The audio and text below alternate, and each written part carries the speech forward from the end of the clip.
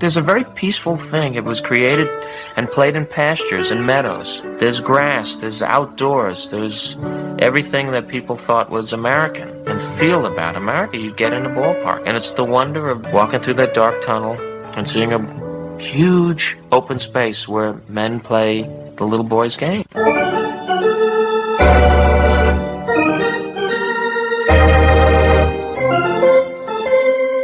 Touch 'em all, Joe. You'll never hit a bigger home run in your life. Got a room in right center. If he hits one there, we can dance in the streets. The 2-1. Swung line drive left field. One run is in. Here comes Green. Here's the throw to the plate. He is High fly ball into right field. She is gone. Oh, say can you see by the dawn's early light what so proudly we hailed at the twilight's last gleaming, whose broad stripes and bright stars through the perilous fight o'er the ramparts we once were so gallantly streaming, and the rocket's red glare, the bombs bursting in air, gave proof through the night that our flag was still there. Oh, say does that star-spangled banner yet wave o'er the land of the free and the home of the brave. Play ball. Got a beer? 7 o'clock in the morning. Scotch? Hey, howdy, hi, and how the hell are you? Pull up an armchair, boys and girls, and join us for the 2024 NLCS. You're listening live, and the scene is Citi Field in Queens, New York, where we're set for pitch-by-pitch, play-by-play, the New York Mets versus the LA Dodgers. Hi, I'm Mac Magee, and here are your starting lineups for tonight's action. Leading off for the Los Angeles Dodgers, the designated hitter, Shohei Ohtani. 1 home run, 4 RBI, a .273 average, a .1012 OPS, batting second, playing right, Mookie Betts. 3 RBI, 167 average, 583 OPS. Batting third and playing left, Teoscar Hernandez. He is yet to have a hit and an OPS of just .267. Freddie Freeman not in the lineup tonight, so Tommy Edman is batting cleanup and playing short. 4 RBI, 1 stolen base, .455 batting average, and an .872 OPS in the postseason. Batting fifth and playing third, it's Kike Hernandez. 1 home run, 2 RBI, .333 batting average, .968 OPS. Batting sixth and playing first, it's Max Muncy. 2 home runs, 4 RBI, 1 stolen base, batting .500, and a .1942 OPS. Will Smith is the hind catcher and batting seventh. 1 RBI, 182 average, .490 OPS. Andy Paez is in center field and batting eighth. A .250 average, .500 OPS. And Chris Taylor batting ninth and playing second. He is hitless, .500 OPS. On the mound for the Los Angeles Dodgers, it's Yoshiro Yamamoto. He's 1-0 with a .563 ERA and 3 strikeouts in the postseason. He'll be going head-to-head with Jose Quintana. Quintana is 0-0 in the postseason, but a shiny 0.00 ERA and 11 strikeouts. Backing up Quintana in the bottom of the first inning for the New York Metropolitans, Francisco Lindor is batting leadoff and playing short. 1 home run, 1 RBI, a 182 average, 763 OPS. Matt Vientos batting second and playing third. 1 home run, 4 RBI, a 231 average, 693 OPS. Pete Alonso batting third and playing first. A .091 batting average, 1 stolen base, and a 322 OPS in the series. Batting cleanup and playing left, it's Brandon Nimmo. He has a 100 batting average and a 350 OPS. Starlin Marte is in right and batting fifth. 1 RBI, 333 average, 802 OPS. And JD Martinez is the designated hitter and batting sixth. He's yet to have a hit in this series with a 500 OPS. Jose Iglesias batting seventh and playing second. 273 average, 606 OPS. Harrison Bader is batting eighth and playing center. He does not have a hit and a 000 OPS. Batting ninth behind home plate, it's Francisco Alvarez. He's batting 111 in the series and a 311 OPS. Calling balls and strikes behind home plate tonight, it's Nick Lentz. Your first base umpire, David Rackley. Second base will be manned by Jordan Baker, and down the third base line, it's Jeremy Rehak. Left field will be manned by Mike McClinsky. In the right field corner, Marvin Hudson. Game time temperatures here at Citi Field, 55 degrees with a slight wind blowing in. LA Dodgers come in ahead in this series, 2-1, a best of 7. Tonight, tomorrow, late afternoon, with the first pitch at 5:08 Eastern. Game 6 is Sunday at 8, and Game 7 we'll have right here, 8:08 first pitch if necessary. The New York Mets are plus 115 on the money line. Dodgers minus 135. The over-under is 7.5. Run line for the Dodgers minus 1.5 plus 125. The Mets plus 1.5 minus 150. Our pick to click tonight on the Los Angeles Dodgers side is Mookie Betts. He's 8 for 28 lifetime versus Quintana with a home run and 2 RBI. On the Mets side, against Yamamoto, we'll take Harrison Bader. Though he's batting 8th in the lineup, he's 3 for 3 with an RBI. We'll take the New York Mets to even up this series in a low-scoring affair. No Freddie Freeman and Quintana, who has pitched phenomenally in this postseason. Give me the Mets to even it up, winning it 5-3. Well, it's about that time. Grab you a cold one. Find you an armchair. It's Trolley Dodgers versus the Metropolitans in New York City as the Mets try to tie this one up while the Dodgers looking for a stranglehold to go up 3-1. It's time to warm up those emojis, Country Club, and get your game face on. October baseball, it doesn't get any better than this. The fight to the Fall Classic continues right here, right now. Get this bus moving. Stop. Come back. Too late. Roll call! Yeah, roll call!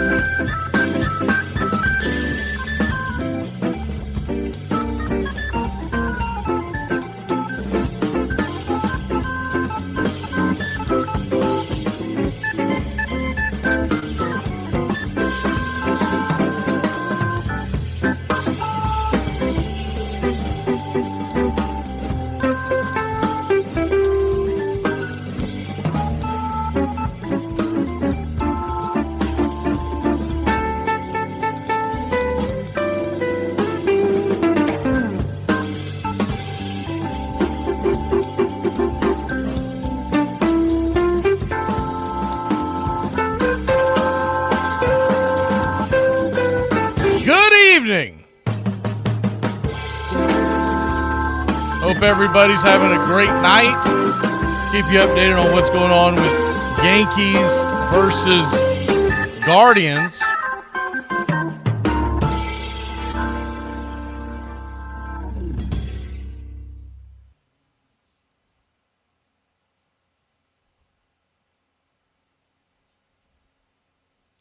The Yankees have a 4-3 lead, by the way, against Cleveland.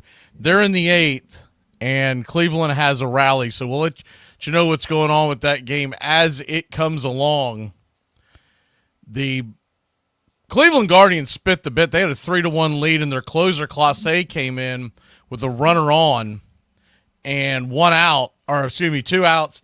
Aaron Judge coming to the plate, and Aaron Judge slammed one over the right field wall with 2 strikes on him. So every way that you can think of, Manuel Clase has choked in this postseason. We'll see if Cleveland can get it together, but he's always been looked upon as one of the best closers in the game, but that's never been tested because he hasn't been a postseason closer. And we're starting to see that maybe the stage is just too big for him at this point. Hopefully he can get it together. I like Clase, and I'd like to see that be a good series, but it's not looking like that way now. I do know that the Yankees just went to the bullpen with the threat going on with the Guardians first and second now, I believe is what they have, and 2 outs in the 8th. But anyways, we are just about set for pitch-by-pitch, play-by-play of the NLCS. Jose Quintana putting his final warm-up tosses. The Mets are wearing their classic home whites with the pinstripes in Mets blue. Mets across the chest, outlined with orange, blue ball caps, the NY interlocking in orange. And the Dodgers have their classic road Dodger uniforms, Los Angeles across the chest. The blue caps with the white LA. And, of course, the Mets are the team that took the Dodgers' place. If you're a bit of a baseball historian like I am, this is the team that essentially took the place of the Dodgers and the Giants when they went out west in the 1950s. The Mets came as a expansion team in 1962. And we're just about set. Shohei Ohtani stands in, and yes, sir, it is baseball time in the National League. First pitch on the way is a fastball just off the plate for a ball. It's 1-0. We'll have the 3D going here in a second, the 1-0. Swing! That ball's blasting high and deep. Zip, boom, bam, it's gone! Ram-a-lam-a ding-dong, a solo shot, and the Los Angeles Dodgers on the bat of Shohei Ohtani strike blood first. It's 1-0.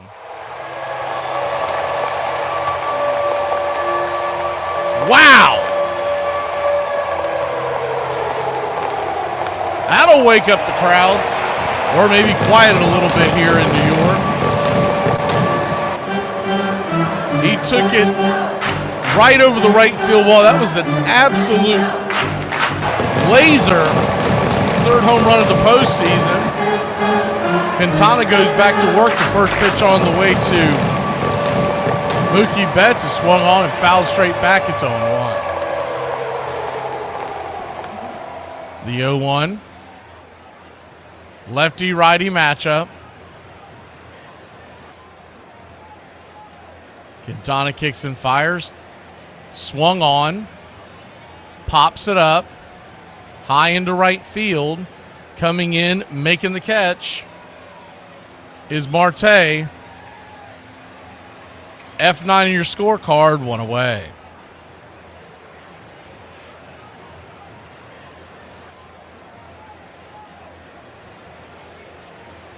One down, and we'll get the 3D going now. It is now loaded and ready to roll.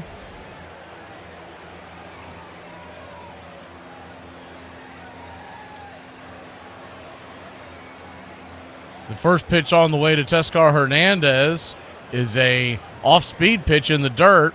It's 1-0. Dodgers 1, Mets nothing. If you're just joining us, Shohei Ohtani went yard. About a chest-high fastball that he slammed over the right field wall. The 1-0. Swing! Fouls it into the night. It's 1-1. First inning, we'll stay right here and do the roll call. The 1-1. So if you haven't said hello to everybody, jump in there now. The 1-1 swung on, ripped over towards short. Should be an easy 6-3 put out. Lindor to Alonso. It is 2 away.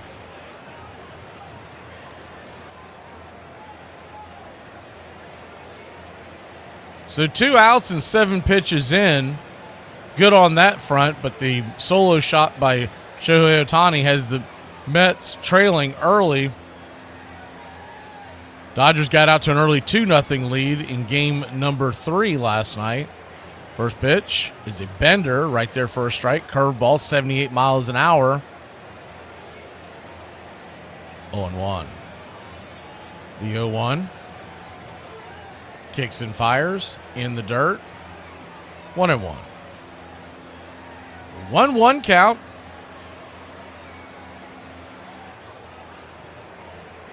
Quintana aims for Alvarez on the inside track. 90 just below the knees. 2-1. Nick Lynch, our home plate umpire. He's one of the better home plate umpires we've saw all season long. The main reason you know that is because you don't really remember his games, do you? The 2-1 pitch, right there for a strike, 2-2. I think Nick Lentz has always got it that he's not the show, the players are the show. The 2-2 count. Quintana kicks and fires. God, looking strike 3. 91 at the knees, and that'll end the inning. But not before the Dodgers put one on the board. We'll be back in a flash.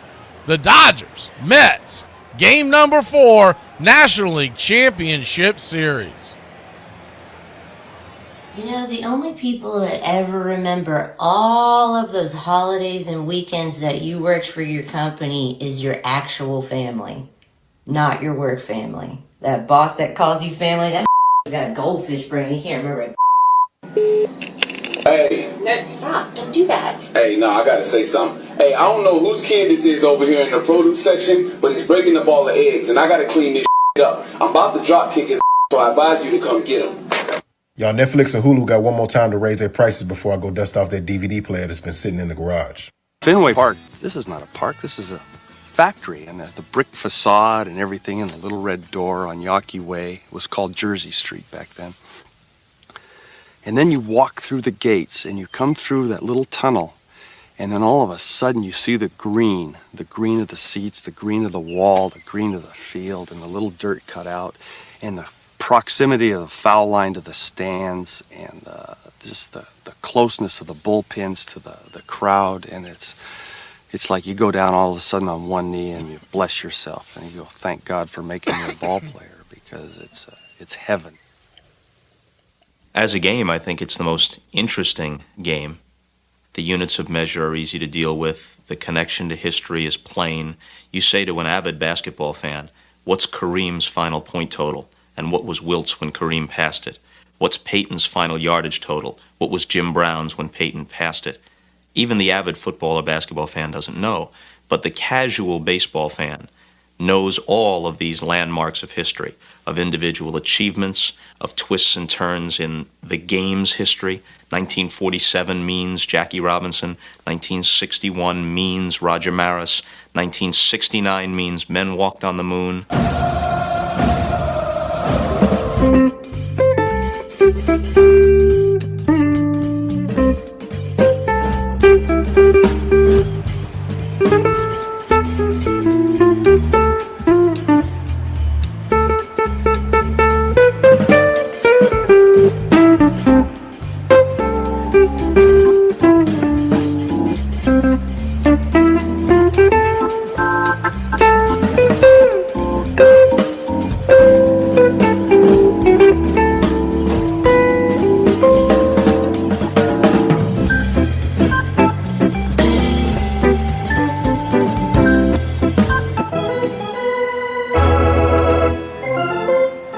Welcome back.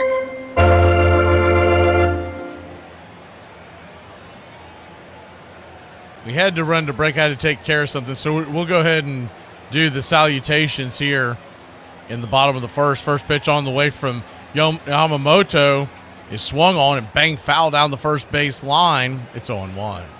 Good evening, the Beeve.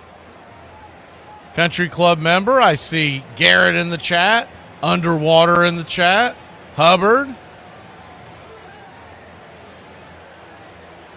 Thought I saw a few others here. Amanda, good to see you. James Hagan.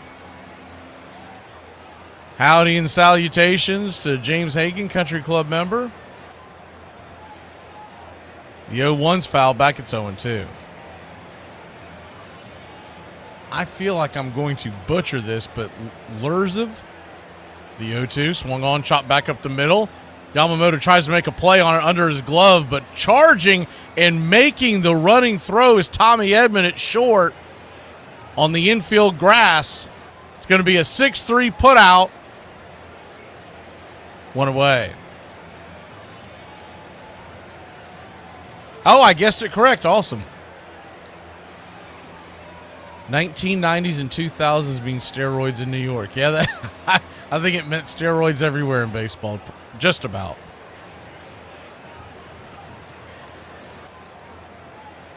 Now the batter will be Vientos, Matt Vientos, righty-righty matchup. First pitch on the way is a breaking ball at the knees. It's 0-1. What you'll see from Yamamoto tonight is a 6-pitch mix, but predominantly 3 of them. The 0-1 swung on and lifted high and deep into right field. That's going to tie the game, and that ball is gone. Ding dong, the pitch is dead, and the New York Mets have tied it up here with the LA Dodgers. His 4th home run of the postseason.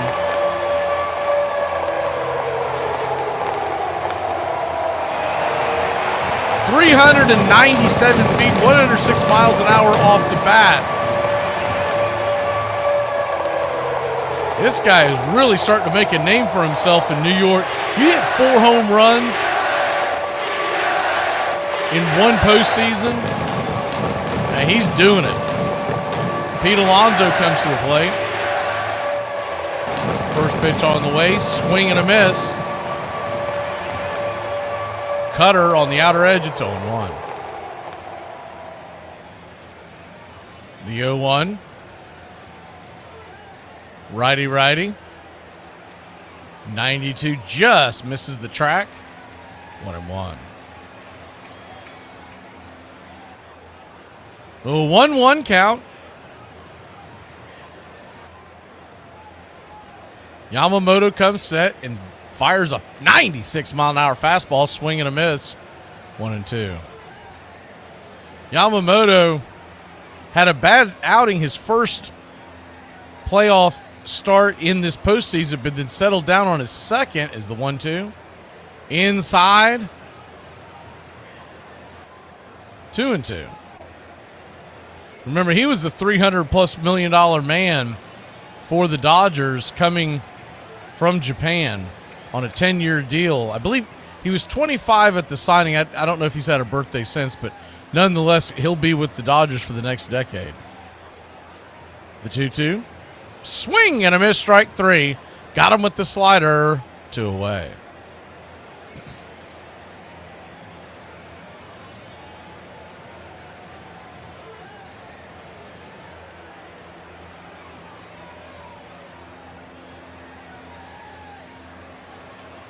Two down.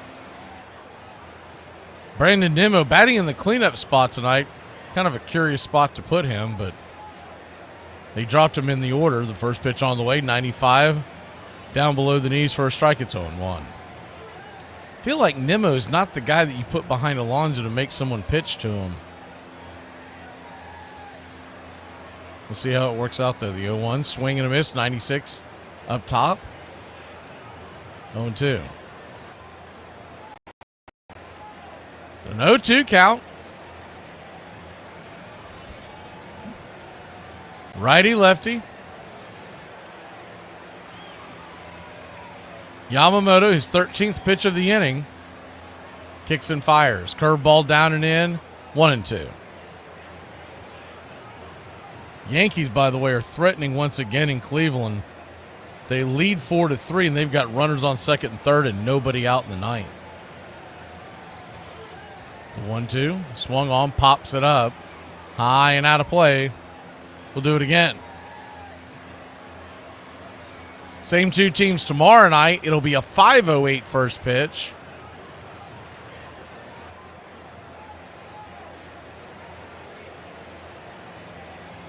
Yamamoto kicks the 1-2, swing and a miss, strike three, and that'll end the inning. But not before the Mets tie it up. Two solo shots here in the first have us knotted up at 1. We'll be back in a flash here on the NLCS game number 4. If y'all see me walking barefoot in downtown Nashville, mind your business. First time I was on tour, I was about 20 years old. I was with Buddy Holly. With Buddy Holly? Yeah, and in fact, that's the farthest I'd ever been away from home. It was in New York City, and they saw me coming really well. I went to this restaurant there, and this woman come up and she said, what can I do for you? And I really, bologna and cheese, and beef is just about it with me. I didn't know nothing about corned beef and all that stuff, and it was delicatessen, so I ordered a sandwich. And she brought it to me, and I didn't like it at all, so I just took one bite, and I was sitting back, didn't want to make no noise or waves. She come over and said, okay, I'll charge you for just half a sandwich and give you another one. Well, what'll it be? They still didn't have no bologna, I ordered another one, and I didn't like it either, so I put it in my pocket. You put it in your pocket? In my pocket. I didn't want to make her mad, man. But the next day, the Orioles took an early 3-0 lead. Then, in the bottom of the 6th inning, Cleon Jones of the Mets alleged he had been hit in the foot by pitcher Dave McNally. The umpire hadn't seen it.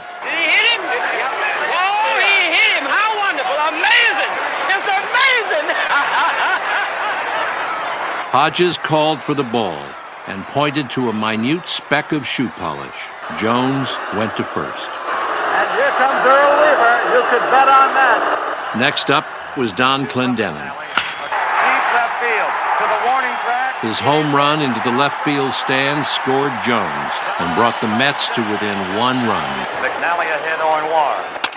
In the 7th, Al Weiss, normally an easy out, somehow managed to hit a home run to tie up the game. This game has 3 runs apiece. In the bottom of the 8th, 2 Met doubles and 2 costly Baltimore errors put New York ahead for good. You know what your problem is? Your face. Yeah, right. Come on, wise up, man. You're too good looking. These girls go out with you and they get nervous, man. They feel dumpy. They don't want to compete. Best thing that can happen to you is an industrial accident.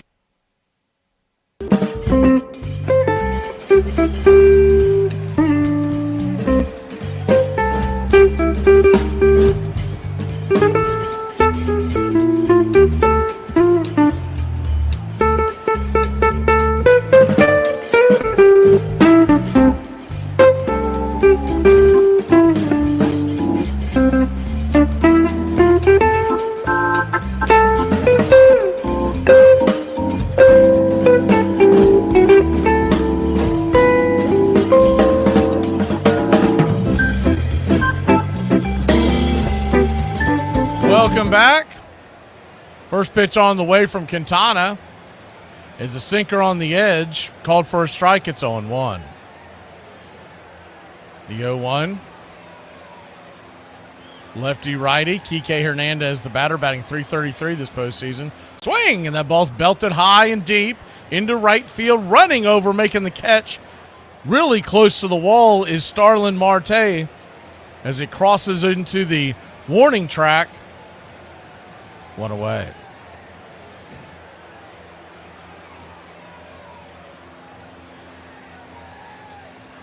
Top of the 2nd.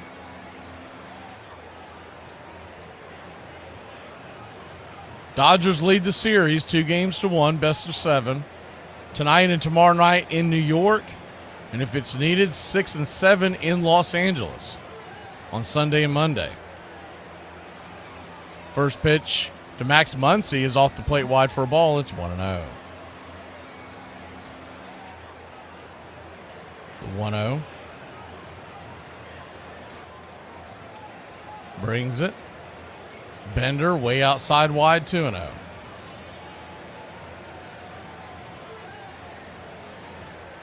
So 2-0 count. Lefty. Quintana drops one. Is a touch off the plate and below, but he got the call, 2-1. Muncy trying to kind of wincing there, but didn't put up much of an argument. The 2-1 pitch. Check swing. Kind of an excuse me swing on the inner track. 2-2.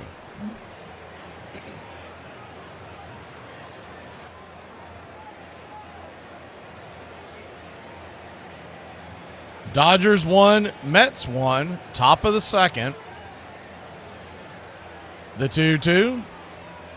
Swing! Fouls that one. Just got a piece of the bender. Got underneath it. Drops it foul. Towards the third base dugout.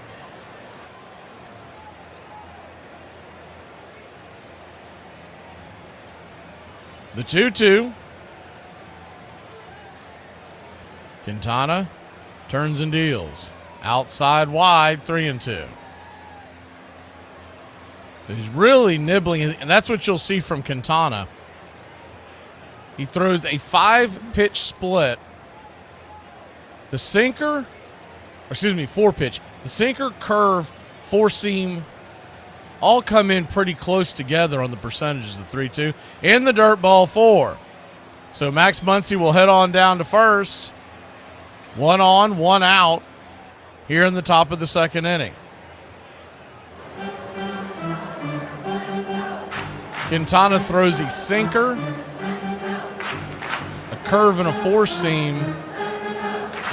Sinker and curve are almost even, with the 4-seam just below in percentages.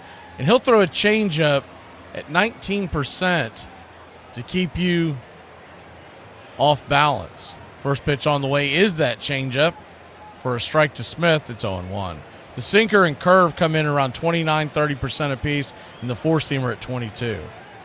Doesn't have overpowering stuff, but always relies on good location and going east and west more so than north and south. The 0-1 swung on, foul back.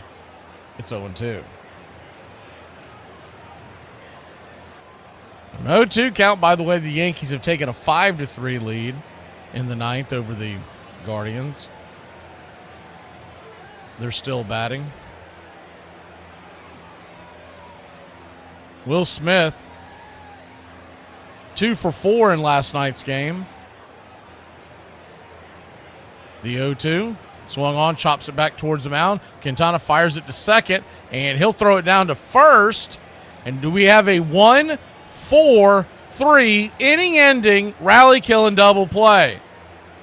So the Dodgers put one on but can't do anything with it. Looking at the replay, I think he beat him out. We're going to hold on here. I'm going to see if they're going to replay that, if they're going to challenge that. Smith beat that by about a half step. I thought it looked odd, but the first angle we had wasn't great. The umpire looking at it, I don't think he set himself up for the best angle with the throw going up the line. They are going to challenge, and I would be shocked if they don't beat this. I mean, this one's plain as day.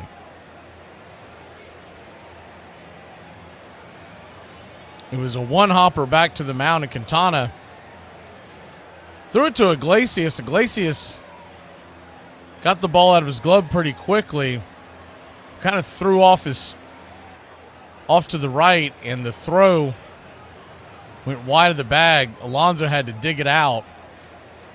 He held the bag, but it looked like Smith beat the throw. Waiting on the, I don't know what's taking them so long, to be honest with you. I mean, it's plain as day that he beat the throw. So it should be 1 on, 2 outs here in the top of the second. We wait on New York to get it together. New York meaning the replay booth. Looks like they have overturned it, so here we go.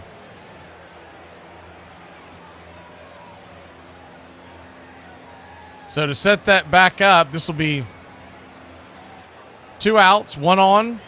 The 25th pitch of the night by Quintana. It's down and away to Andy Paez, 1-0.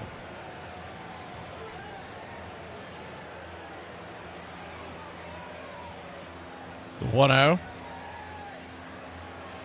Lefty righty. Swing! Fouls it back.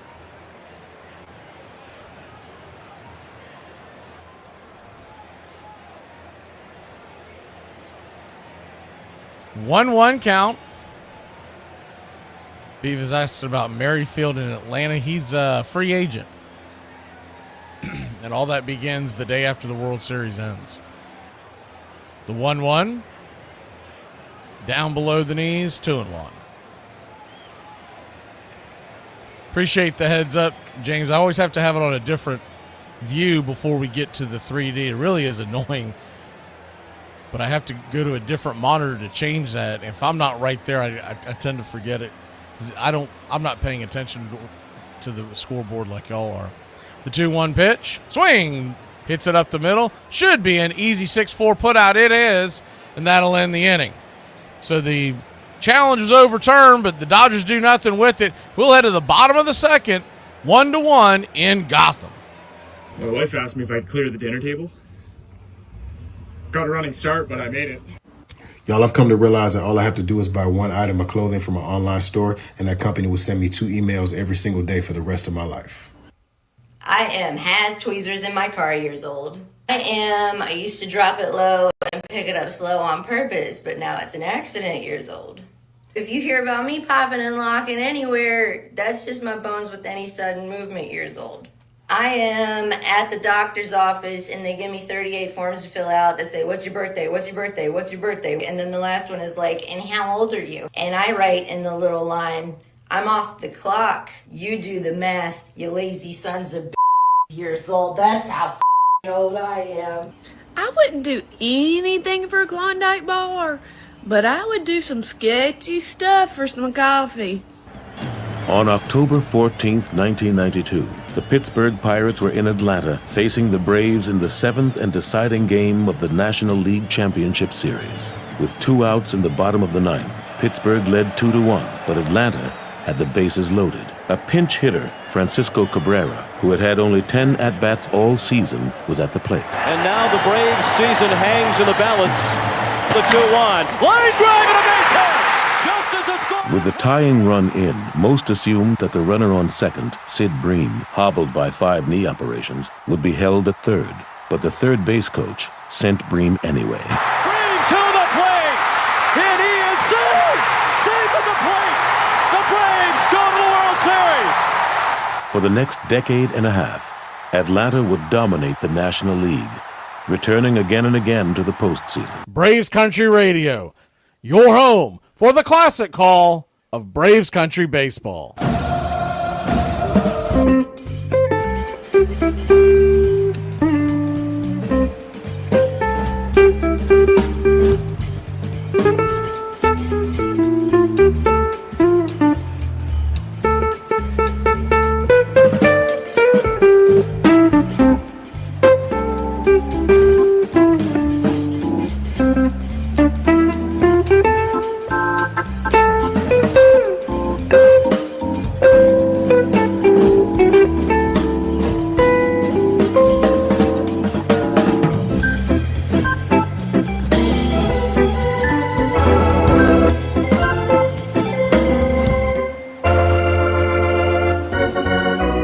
Welcome back.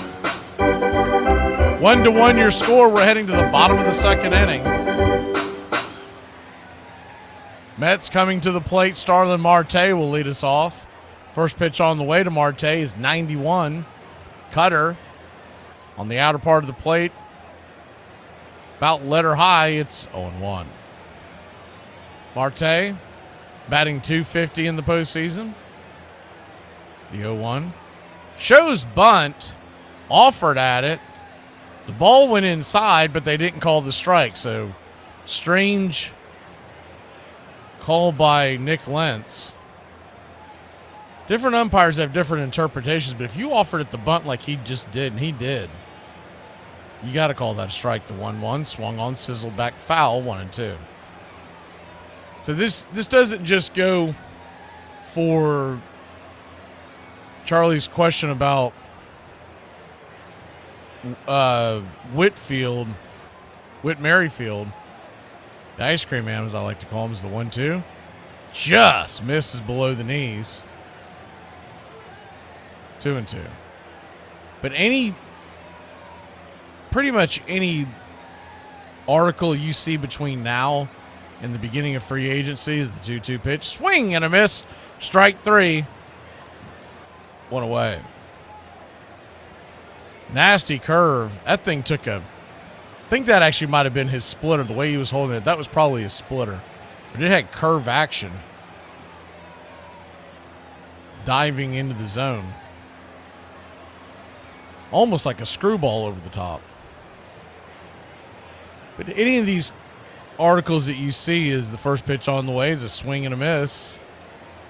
It's 0-1.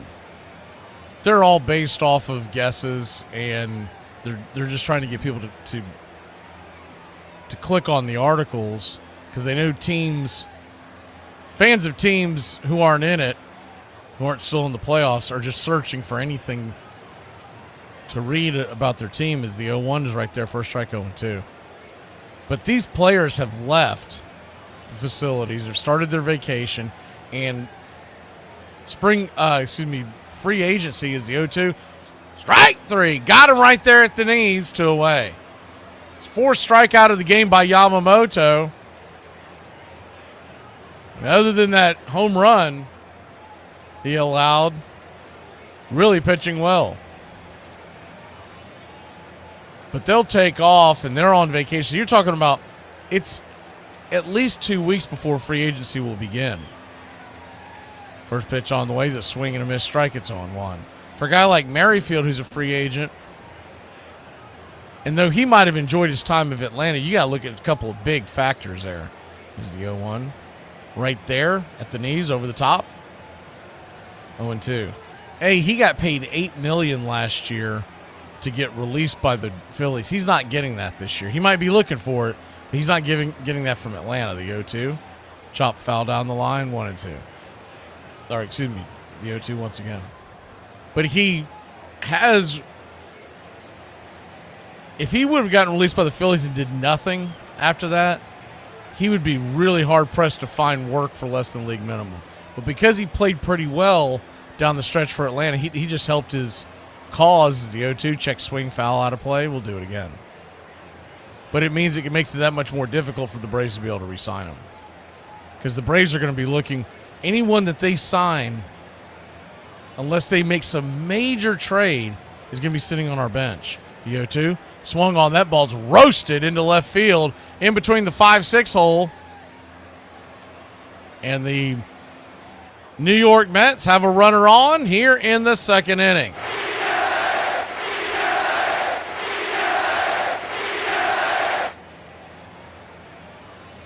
Good hard hit ball. It was the splitter down and in, and Iglesias roped it. No chance for Edman or Kike to make a play on it. Iglesias will run if given the opportunity.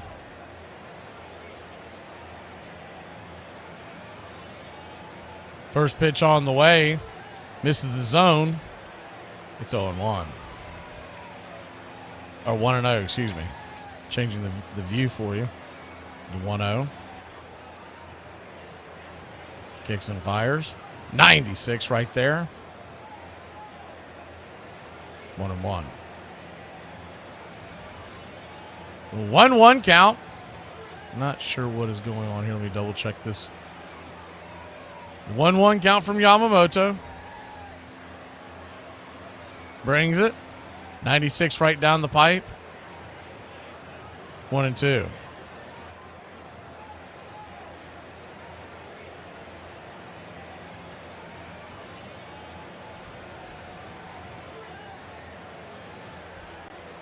The 1-2.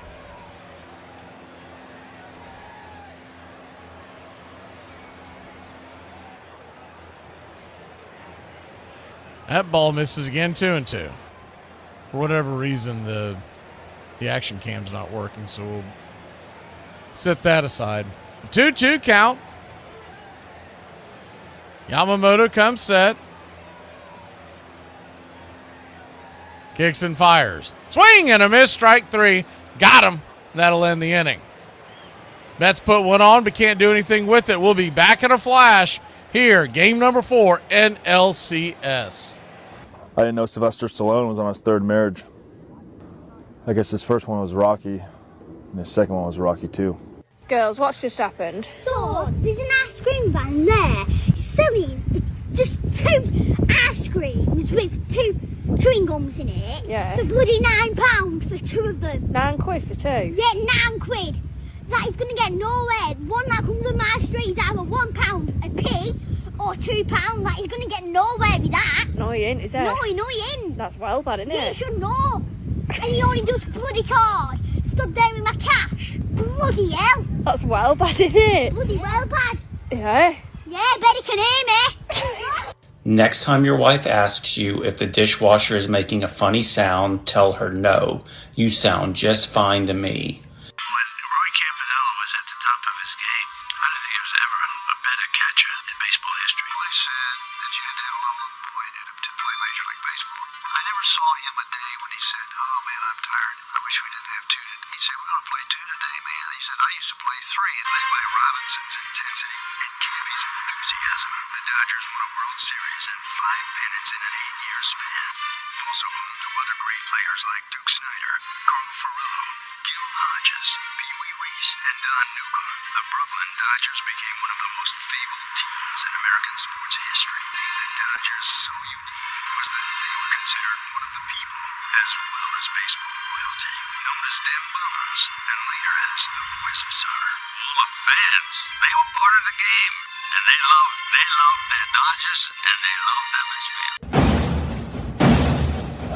What's up, Braves country?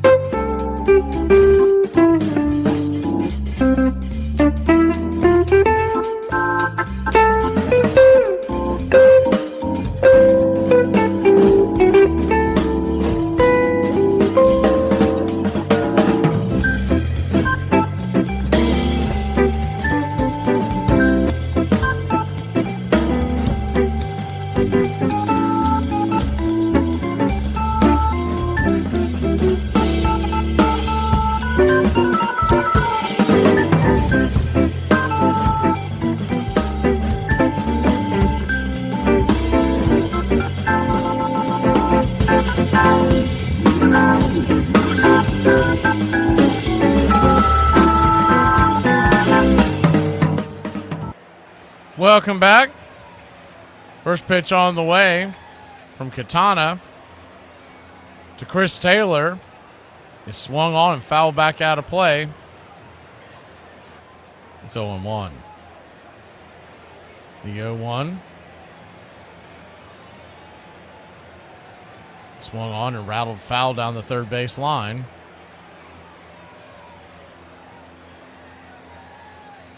One your score, top of the third, the 0-2 pitch.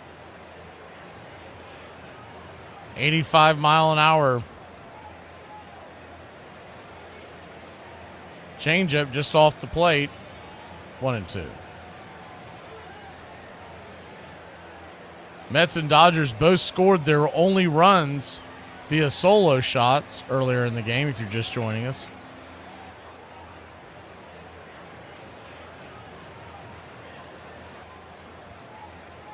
Pitch misses outside wide. 2-2.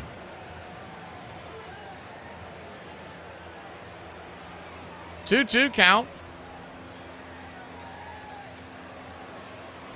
Taylor swats one back foul.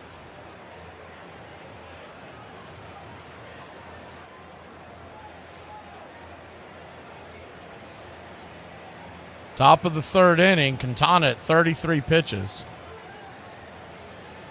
Standing on deck is Ohtani.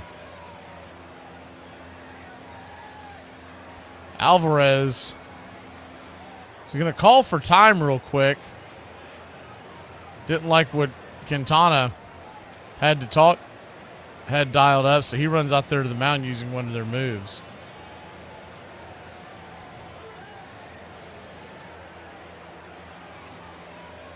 And it's funny, though the action is at the plate, the FS1 cameras have not stopped showing Quintana in between every pitch as he stands on deck.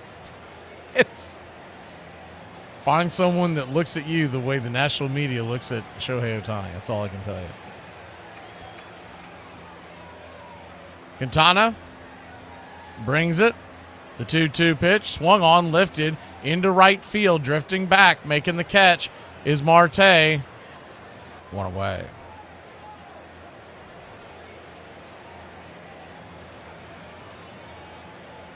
One down. Top of the third. Ohtani coming to the plate. Mookie Betts stands on deck.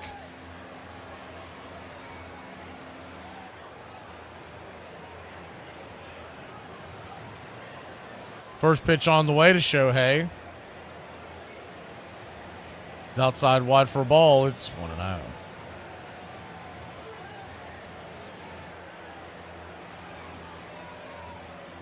The 1-0, lefty, way outside wide, 2-0. So Ohtani, after hitting that home run, Quintana wants no part of him. This almost looks like an intentional walk at how far those pitches have been off. The 2-0.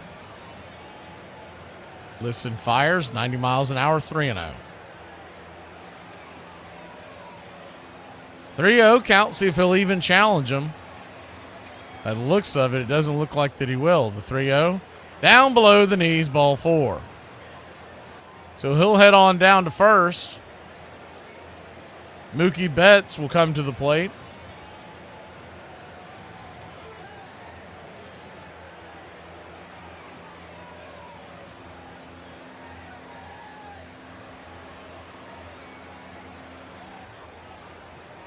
Mookie Betts, first pitch, 90 mile an hour. Sinker on the inseam, it's 0-1.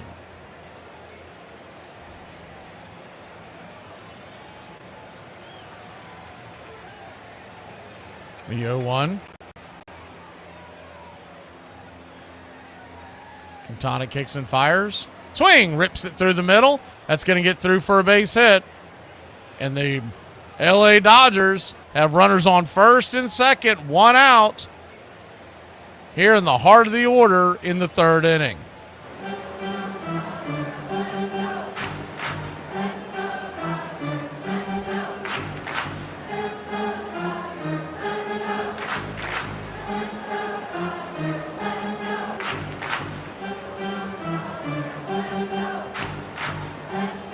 Teoscar Hernandez coming to the plate. Hernandez been quiet in this series, but does have 2 home runs in the postseason. Really had a heck of an NLDS versus the Padres.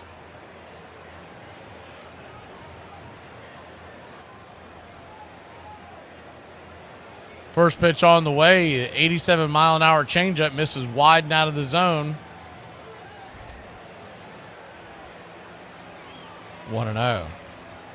Lefty-righty matchup. You got speed on the base paths.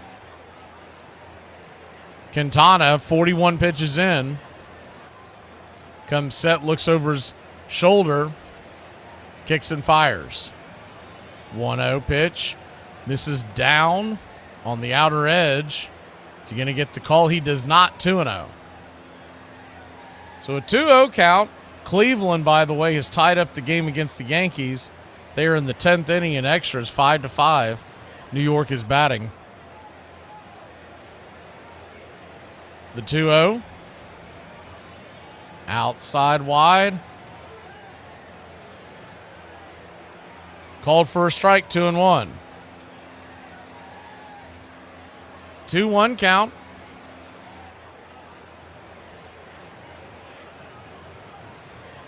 Game tied 1 apiece.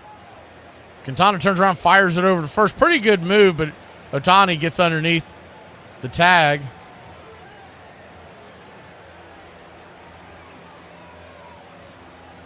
Do wonder if they may try a double steal to try to set something, put something in motion. I think you're more likely to do a hit and run if Freddie Freeman was hitting in this spot, but he is out with that foot injury. The 2-1. Swing and a miss. 2-2.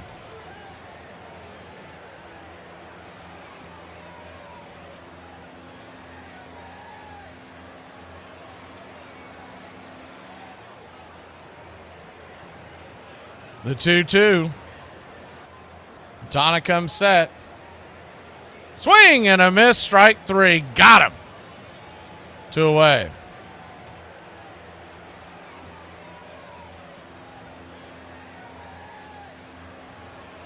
Good pitch. Got him leaning, chasing that one off the edge.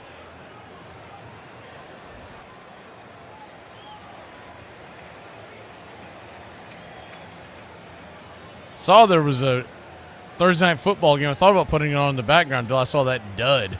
Broncos and Saints. I was like, no, thank you. First pitch on the way to Tommy Edmonds up top for a ball. It's 1-0.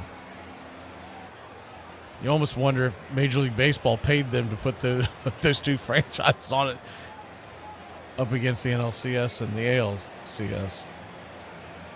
The 1-0 from Quintana. Lefty-righty, switch hitting Edmond.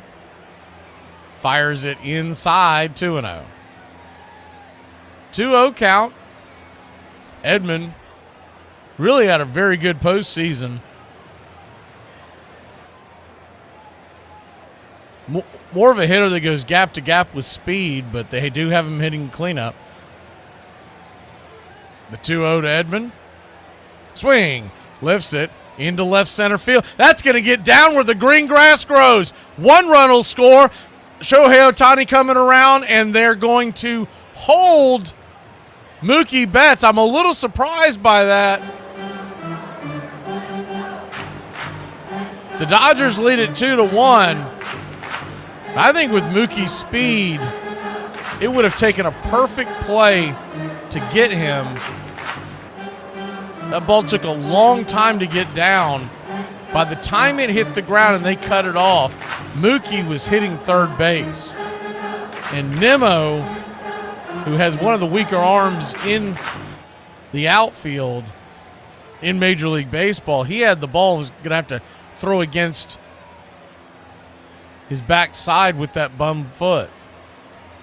First pitch on the way to Kike Hernandez is right there for a strike. It's 0-1. I understand not sending him if there's 1 out or no outs, but there's 2 outs. I think it would have been worth a shot. The 0-1. Braves fans probably wonder if Tui's over there playing third base coach for the Dodgers. The 0-1. Down and away, 1-1.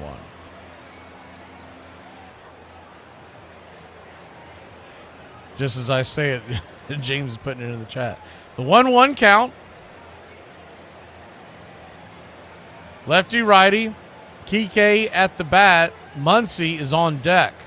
So they could pitch around here to face the left-hander, but that's a mighty left-handed stick to get to. The 1-1. Outside wide, 2-1. Trying to get him to chase that curveball. Quintana, by the way, he is now at 51 pitches. It's been a long inning for him. My math's right. Round 30 pitches in this inning.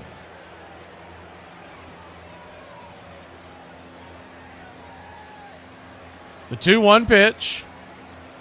Down below the knees, 3-1.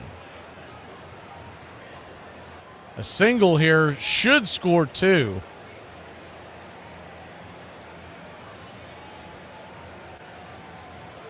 Tommy Edmond, the batter. Kike Hernandez, the batter. Edmond at second. The 3-1. Swung on, ripped over towards short. That's going to go off the glove and into the left field of the New York Mets. And that will be another run. Lindor got to the ball and knocked it down, which is going to prevent the second run from scoring as he was able to corral it He kept the ball in front of him. If he doesn't knock that ball down, that's 2 runs. So a good defensive effort by Lindor. Even if he comes up with that ball, he's not getting anybody. He was too deep in the hole, and he was flat out on his belly when he made the stop.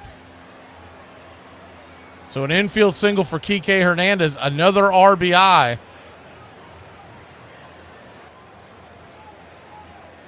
And his October magic continues. Max Muncy now the batter. 3-1 your score.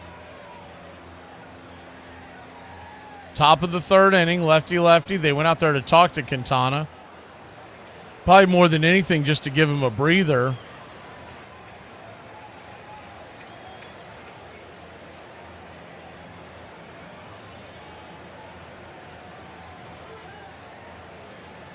Quintana comes set. First pitch, 90 at the knees.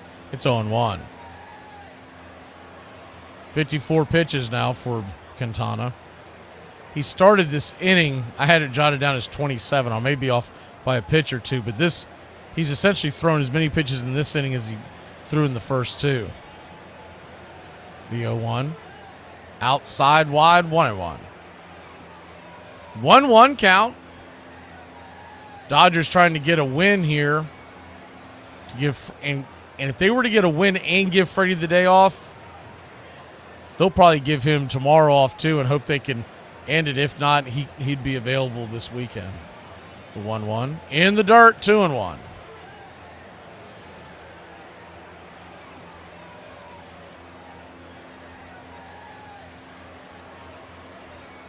Two-one count.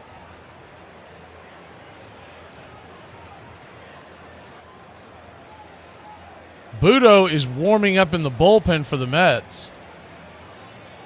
They're trying not to let this series get away from them. Quintana flips it over to first.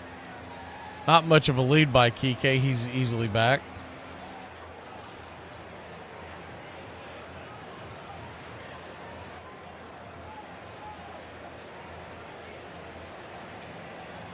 The 2-1.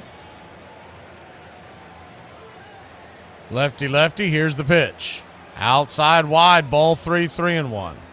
Will Smith stands on deck. You wonder if he can't get Muncy here, is this his last batter?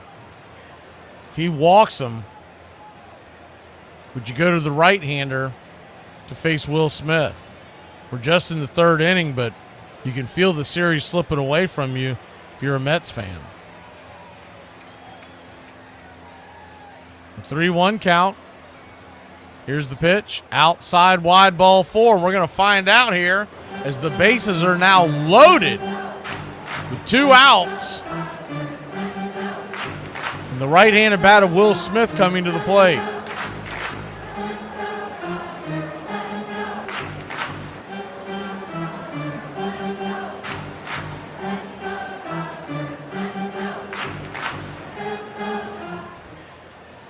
Bases loaded, 2 outs, lefty-righty matchup. The 59th pitch of the game to Will Smith is in the dirt for a ball. Changeup misses. It's 1-0. Paez on deck, Taylor in the hole. So you got 2 righties after Smith. You would think if he loses him, he'll definitely go get Budo. Budo's a guy who can come in and give you 2 innings plus. The 1-0. 89. Guess that missed up top. 2-0. Nowhere to put Smith now. A walk is a run. Smith could really put a charge into this game if he could get into one. The 2-0. Quintana comes set. Right there on the outer cut, 2-1. Good pitch. Good sinker by Jose.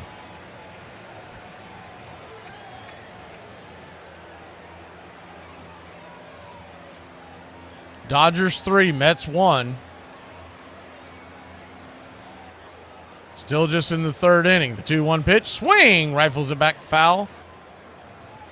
Looked like that may got a piece of Francisco Alvarez off the face mask. And it evens up the count, 2-2. Bases loaded. 2 outs. The 2-2. Deuce is wild here in the third. The pitch down below the knees, ball 3.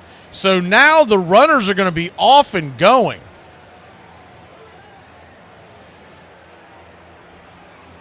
They'll be leaving with the pitch, which means anything that gets down in the gap could score 3. The payoff pitch. Swing! That ball's hammered down the right field line. Foul and out of play. We'll do it again.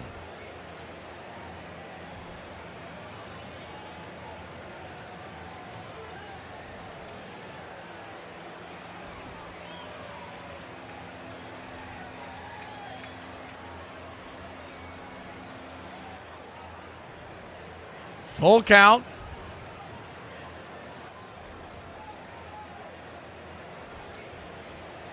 Quintana comes set, kicks and fires. Swing, pops it up. High in the sky. Can of corn. Who wants it? Alvarez makes the catch, and that'll end the inning. So the great defensive play by Lindor saves a run, keeping it from going to the outfield. But the Dodgers do take a 3-1 lead. We'll be back in a flash here. The NLCS, game number 4.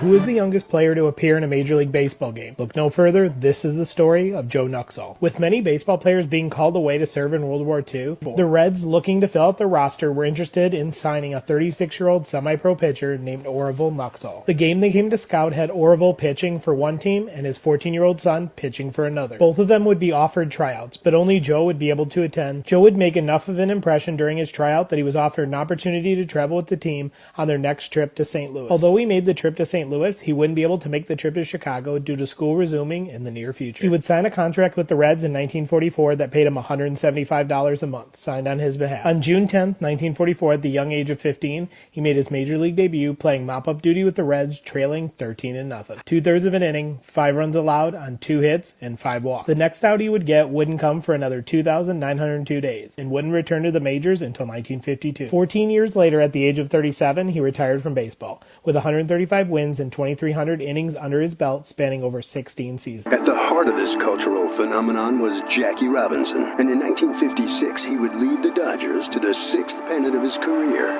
It would also be his last. With Robinson's retirement, Brooklyn was losing a hero, but after the next season they would lose something more. Roy Campanella would have his career tragically cut short in a car accident. Cappy's accident stunned the whole team. When we found out he was actually paralyzed, we didn't say a word. We just couldn't speak. Before they could get over the loss of their 2 great heroes, the borough of Brooklyn would lose their entire team. As the Dodgers announced they were moving to Los Angeles for the 1958 season. For Brooklyn fans, the pain would be both immediate and long-lasting. When it came out that we were moving to L.A., oh my God, they went up in arms. They couldn't believe it, could not believe it. It was like losing a loved one.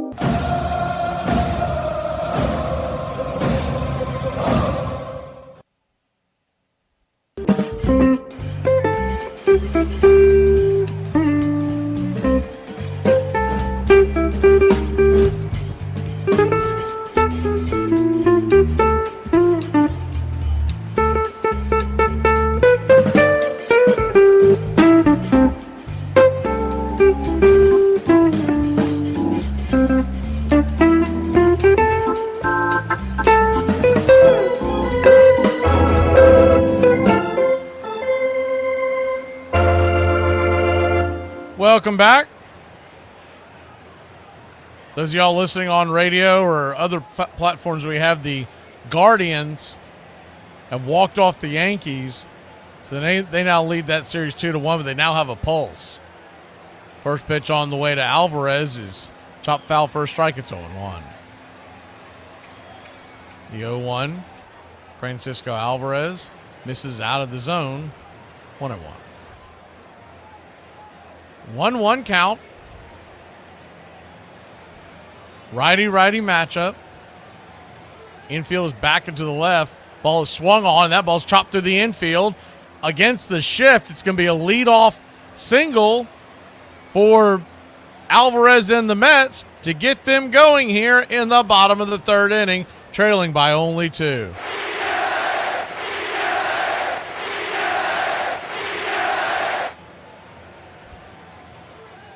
Seven to 5 was the score there. It looked like it was David Fry that hit the home run. That guy has had himself a year.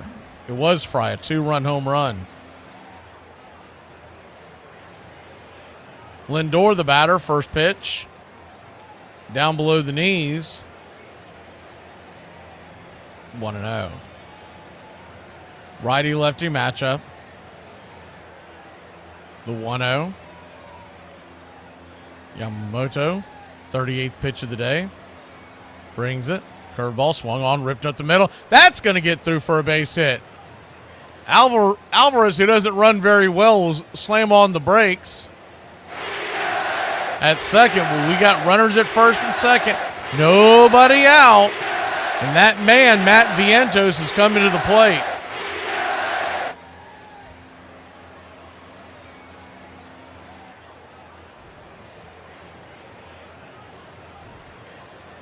Hard hit ball through the infield. They had him played to pull. And he hit it about where you would normally have a second baseman standing in double play depth. That's exactly where Lindor hit it. Matt Vientos 1-for-1 with a home run. Stands in. First pitch on the way. Swing and a miss. The slider over the top. It's 0-1.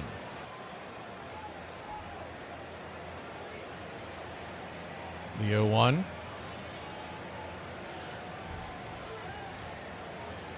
Yamamoto looks back the runner at second. Kicks and fires. Swing. Chops it over towards third. Foul. It's 0-2. So an 0-2 count.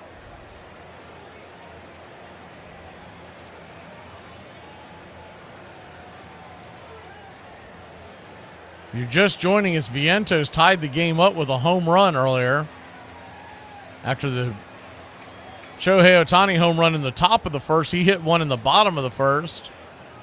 Dodgers added 2 in the top of the third, and the Mets are trying to follow suit and at least tie it up here with 2 on, nobody out.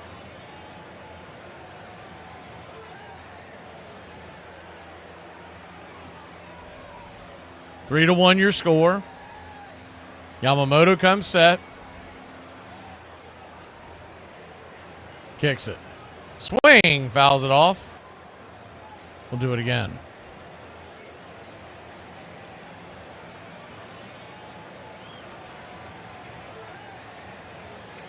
Mark Vientos has 6 multi-hit games in this postseason.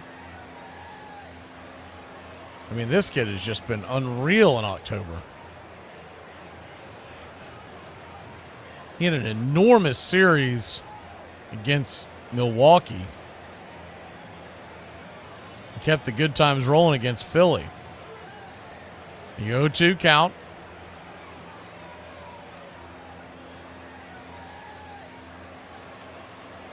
Pitch on the way. Down and away, 1-2. Alvarez at second. Lindor at first.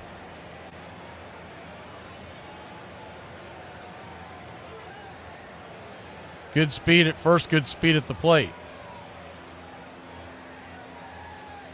The 1-2 from Yamamoto. Kicks and fires. Swing and a miss, strike 3.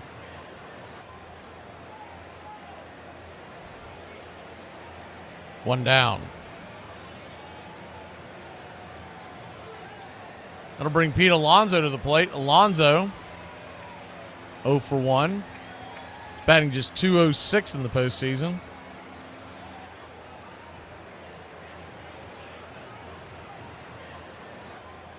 Righty-righty matchup.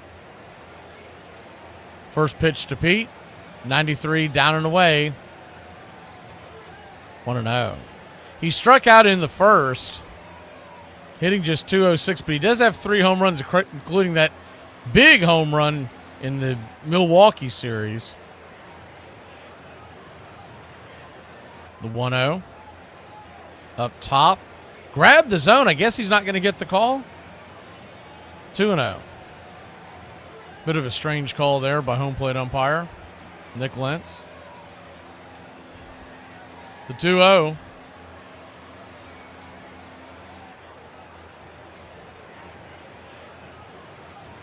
Kicks and fires down and away. 3-0.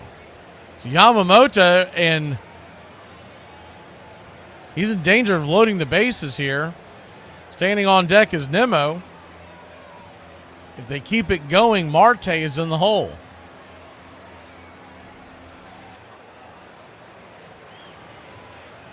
The 3-0 to Alonso. 47th pitch of the night by Yamamoto. Down below the knees. Call that a strike. All right, 3-1. You go by that logic, he must be calling a low zone because that high strike that was called a ball definitely was in the top of the zone. That last pitch was definitely below the knees. The 3-0 or 3-1. Swing, chops it towards the first base side. It's going to dribble foul. Full count.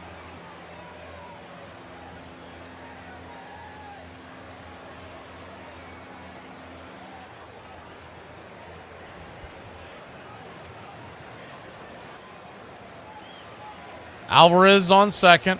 Lindor on first. Full count.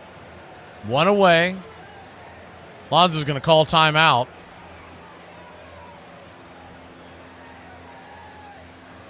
They'll give him a chance to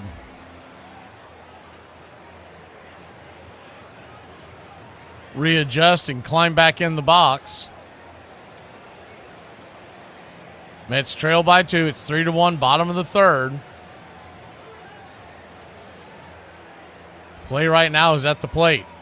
The payoff pitch. Down and away, ball 4. So the New York Mets have answered back with at least a rally.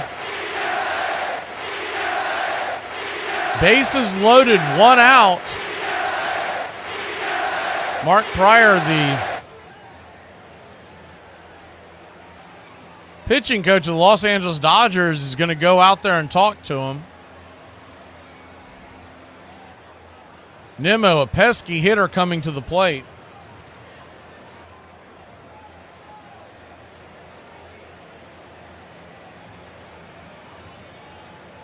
The Mets crowd trying to will on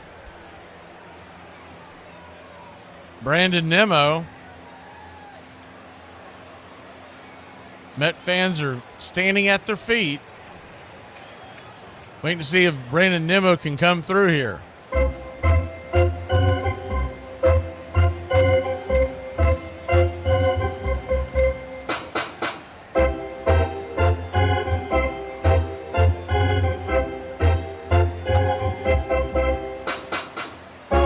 Notice these mound visits with Yamamoto take a little longer. They give him a little more time because of the interpreter out there at the mound,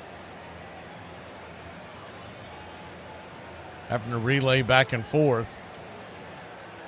So now we're set. Bases loaded. 1 out. Brandon Nimmo stands in. Righty-lefty matchup. First pitch down and in. It's 1-0.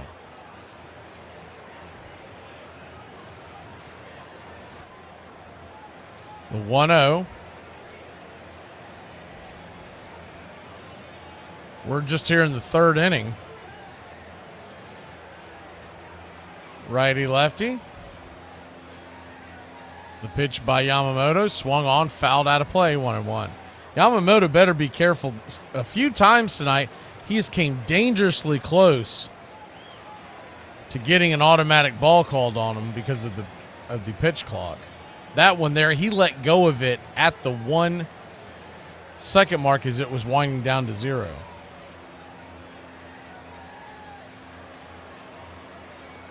The 1-1.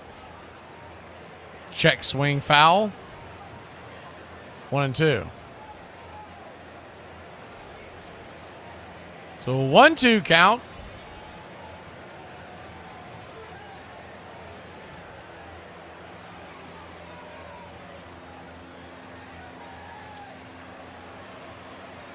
Yamamoto's going to step off the rubber for a second.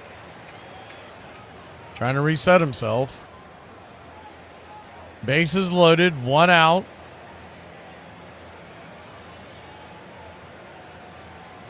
The 1-2 from Yamamoto. Brings it. Swing! Chops it foul in between home and first. We'll do it again.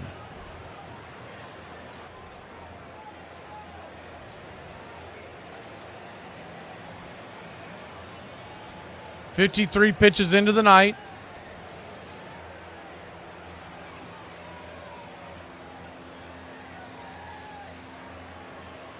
The 1-2.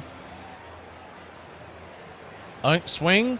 Check swing. Kind of a defensive check swing. It rolls foul towards the third base dugout.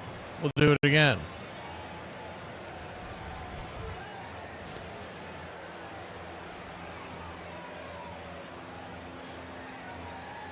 That one came in on the hands on Nemo. He's had a hard time laying off. Once you decide to swing there, at that point, you're just trying to stay alive. The 1-2. Swung on, dribbles it over towards second. It's going to be a 4-6-3 double play. Nemo maybe beats that out before the foot injury. He was hustling. Take another look to make sure he got it. That was close. See if they're going to replay that or not. It looks like, see, here's the replay. They finally slowed it down. He is safe. So if they replay this, and it looks like they will challenge, it's going to be a run for the Mets. So it looks like that the Mets have scored. They're doing a quick challenge, but I think that'll get overturned for sure. 3-2 your score.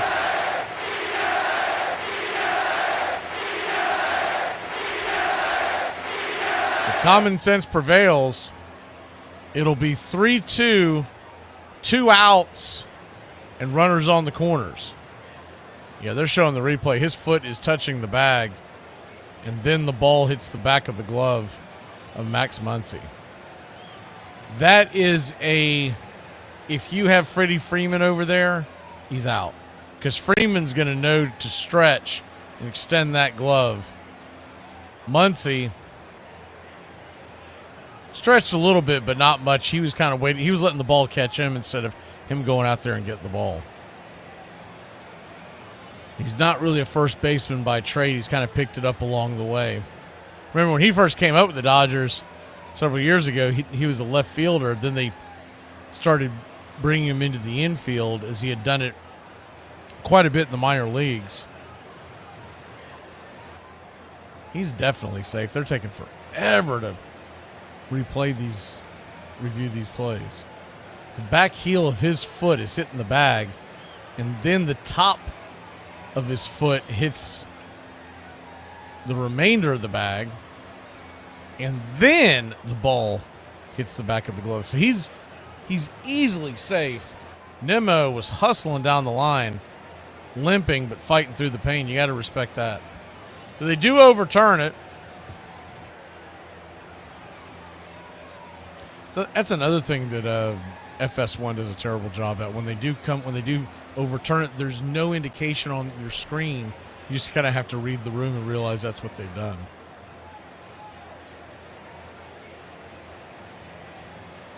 All the other ones that I've seen, there's usually a big blinking play overturned on your screen.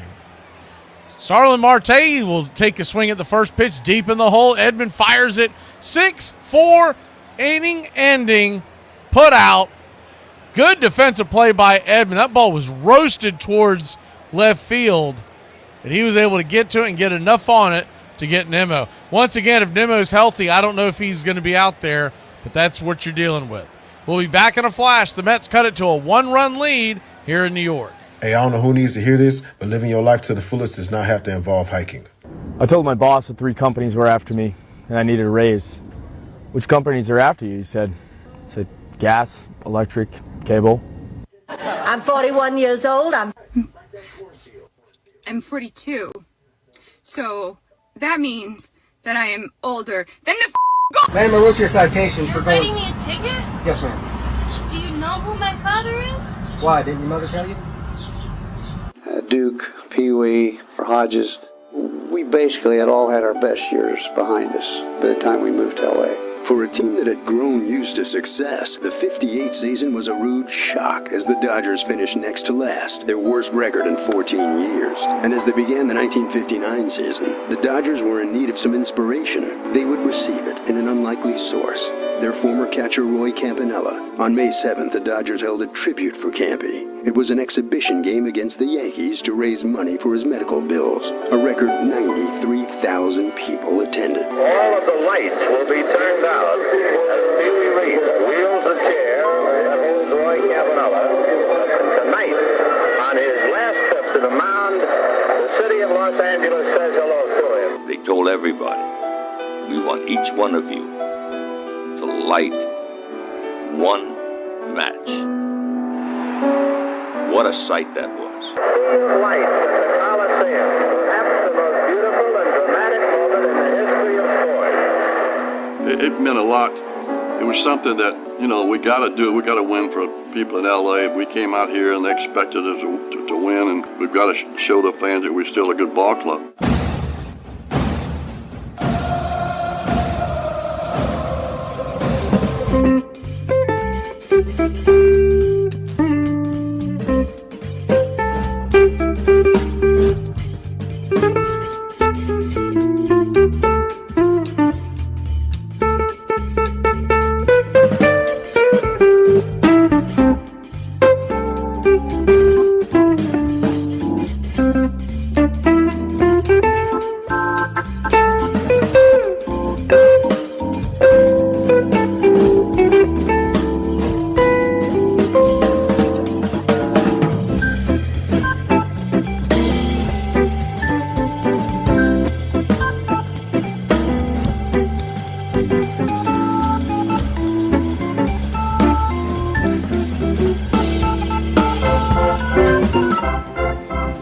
Welcome back. Jose Quintana goes back to work. 66 pitch. Right there for a strike. Start off the inning. Lefty-righty matchup to Paez. It's 0-1. The 0-1.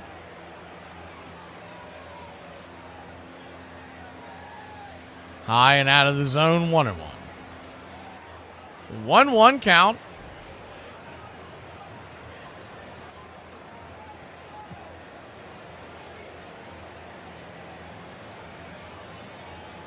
Quintana comes set.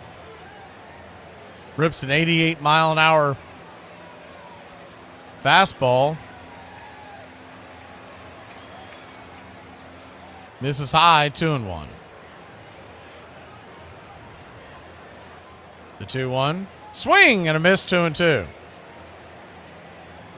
If you're watching on our YouTube page, they really need to have an option to where it's strike zone until someone gets on base and then go out of it. They don't have that option yet, but I'm hoping they have it by next season. The 2-2. Quintana turns and delivers. Swung on, lifted, high into right center field, going back, making a running catch is Starlin Marte for a loud out number 1 here in the 4th inning. They're going to try to get what they can out of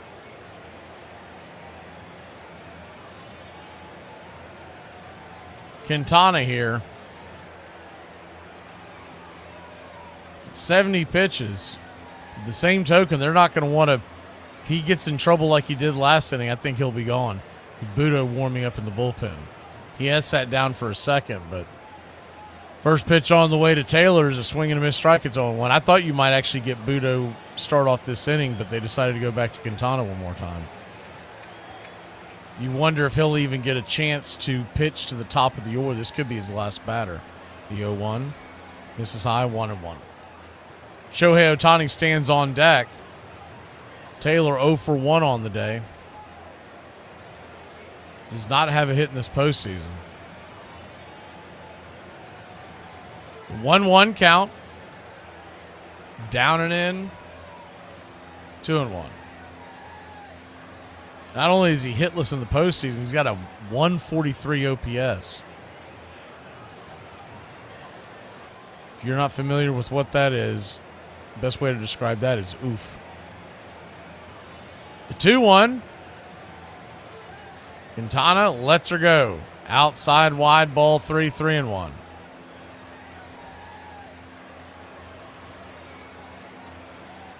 Mets 2, Dodgers 3, top of the fourth.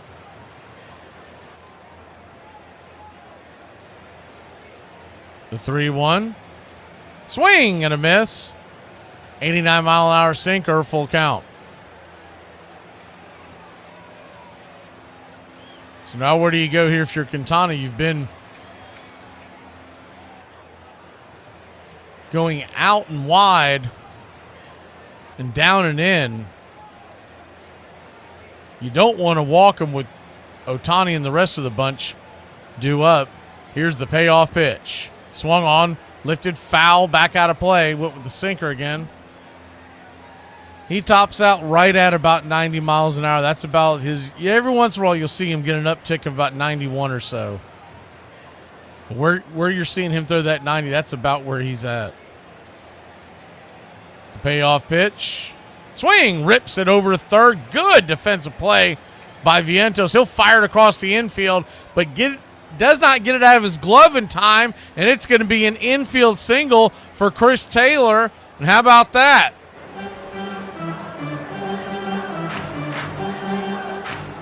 Infield single by Taylor, hustling down the line. Vientos kind of had an Olay type grab, fell to his knee. By the time he got up and got the ball out of his mitt, Taylor was cooking across the grass.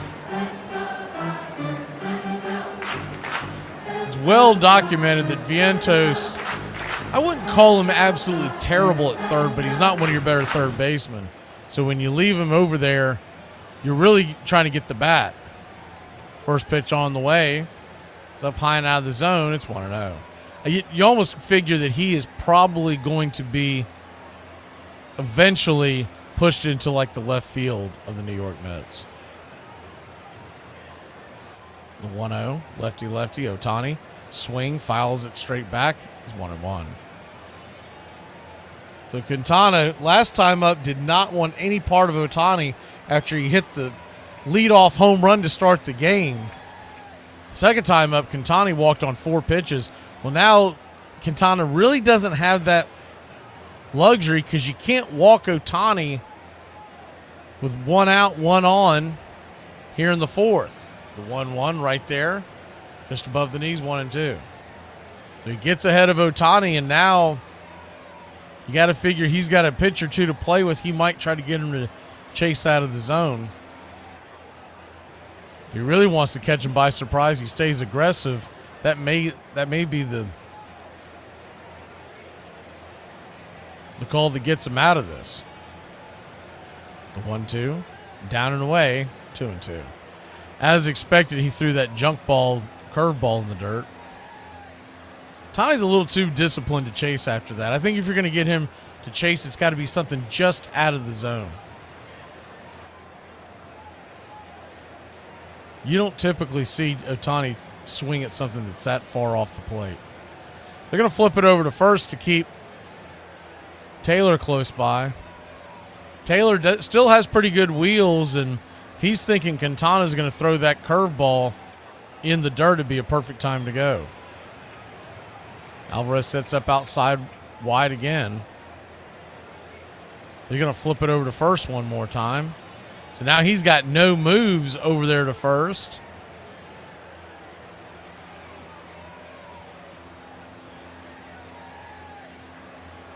Alvarez was pressing the button on his knee pad as the 2-2 pitch. Outside wide, 3-2.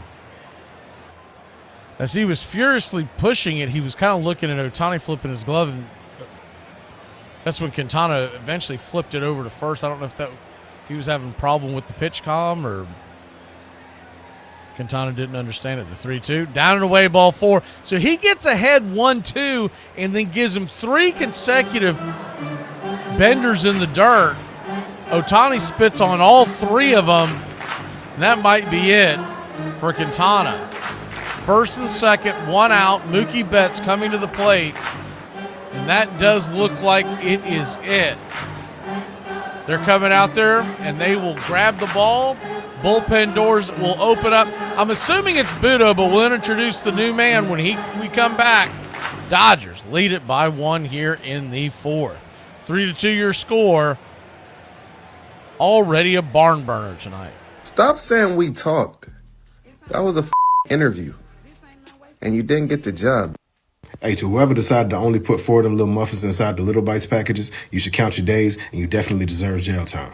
As the 1959 season got underway, the New York Yankees fully expected to win their 5th straight American League pennant. The Yankees were loaded with superstars and future Hall of Famers like 3-time MVP Yogi Berra, mound whiz Whitey Ford, and Triple Crown winner Mickey Mantle. Mantle hits a high fly ball to deep left center field. It's way out there. Boy, did he miss. In crucial situations, the powerful and talent-laden Yankees were always able to break the hearts of the American League's top contenders. Going into 1959, the Chicago White Sox had a winning record for 8 consecutive seasons and had still failed to overtake New York. It always seemed, and my father would tell me this all the time, and my uncles, it always seemed like the Sox would be within maybe 2 or 3 games. They'd have a big 4-game series. The Yankees would come into town in Old Comiskey Park. You could get 50,000 fans per game, and this would be it, the big series against the Yankees. And then they lose 3 out of 4 of the Yanks, and they'd be done. The frustration of getting beaten by the Yankees was hard for Chicago to deal with. But as far as losing was concerned, that was something the White Sox fans were used to. It had been 40 years since the Sox had last won the pennant, and that pennant was certainly not one to be proud of. In 1919, the American League champion White Sox lost a tainted World Series to the Cincinnati Reds, and that team would live in baseball infamy as the Black Sox. We have guys who actually threw the World Series. They actually gave it away. If any team should have been cursed by the baseball gods, of course it should have been the Chicago White Sox. Braves Country Radio, your home for the classic call of Braves Country Baseball.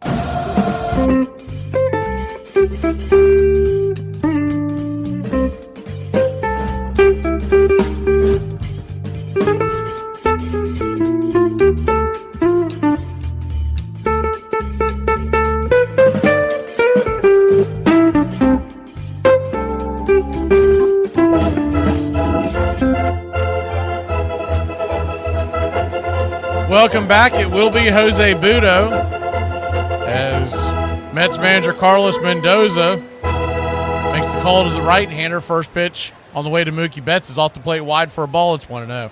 Much like last night, there's been traffic all over the bases for the early going of the Dodgers. Can they come through? The 1-0. Way outside wide, 2-0. Standing on deck is Teoscar Hernandez. In the hole, Tommy Edman.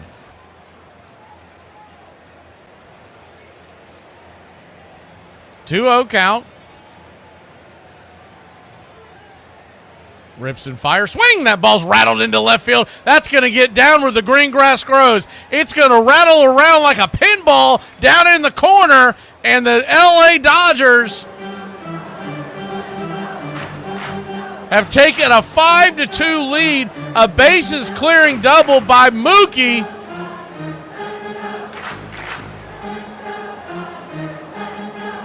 And that click clacks. 5-2 your score.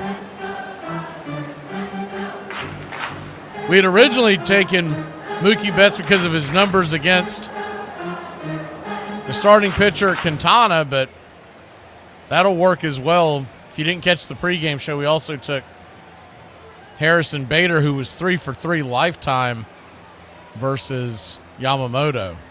First pitch on the way to Hernandez is a swing and a miss strike, kind of a check swing strike. It's 0-1. Bader is 0 for 1 on the day, so he has not clicked at all. Still a long way to go in this one. 5-2, top of the fourth. The 0-1. Swing and a miss. 0-2, 94-mile-an-hour fastball. An 0-2 count.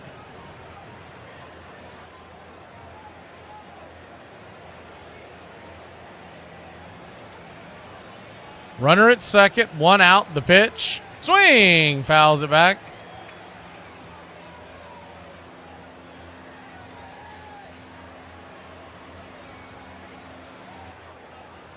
Mets trail 2-5, but long way to go in this one. If they can get Yamamoto knocked out, do not give up hope, Metropolitan fans. The 0-2. Swing! That ball's blasted.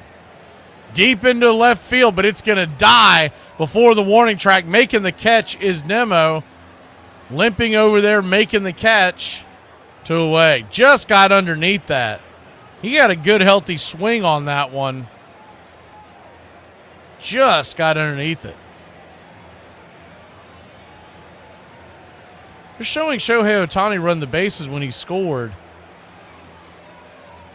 At first, it looked like he was kind of had a hitch in his giddy up, but when he rounded third, he looked okay. So I don't know why they're. First pitch on the way is 95 up top. 1-0. Tommy Edmonds 1 for 2, an RBI double in the third.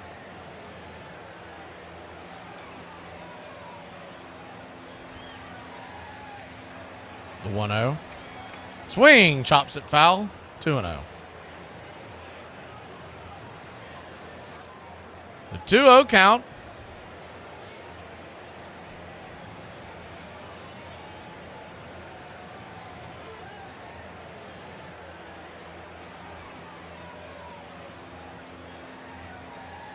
Righty lefty. They're going to flip it over to first. Good move by Budo. Almost caught Mookie with his hand in the cookie jar.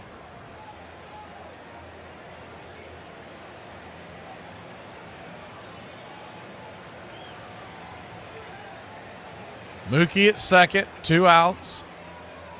Top of the fourth. The 1-1 pitch. Outside wide, 2-1. You got to figure Budo's going to be asked to come out for the 5th inning as well. And if things are going in their directions, he could be out there into the 6th. But if they don't, they're going to try to save him for tomorrow. 2-1, swing and a miss, 2-2. He's really been one of their more consistent arms out of the bullpen. You didn't use too many of your big arms in the back of the bullpen because of the blowout loss yesterday. You've got today and tomorrow, and then you do have an off day on Saturday. The 2-2. Caught looking strike 3. Pitch was off the plate. Edmund doesn't like it. Can't say I blame him, but that'll end the inning. Not before the Dodgers put 2 more on the board. It's 5-2 here in Queens. Game number 4, Mets-Dodgers. Tequila may not fix your life, but it's worth a shot. I don't know who my people are, but cheers to those of us who can sing the wrong lyrics with confidence.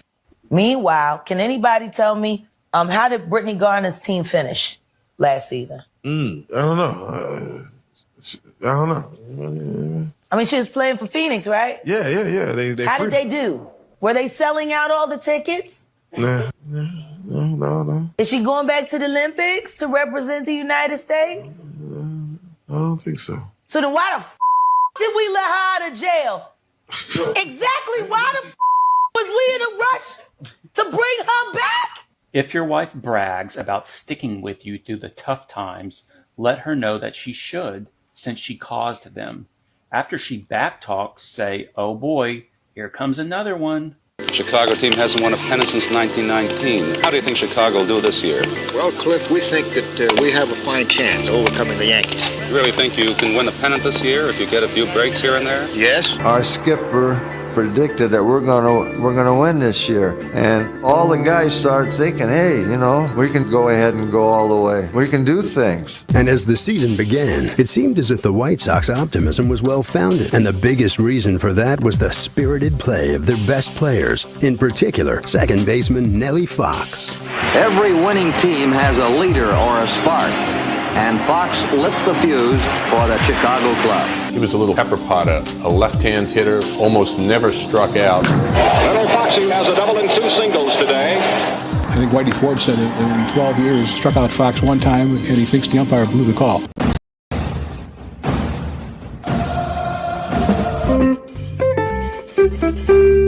Hey,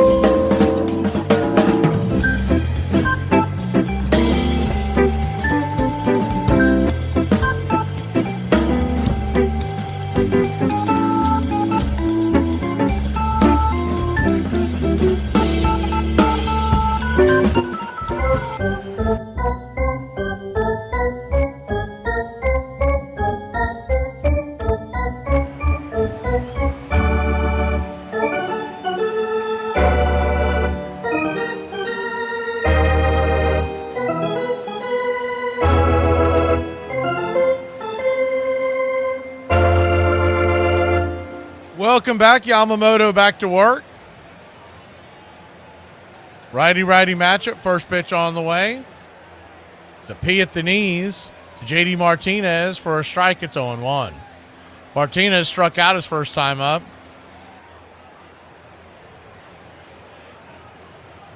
The 0-1. Inside, 1-1. 1-1 count.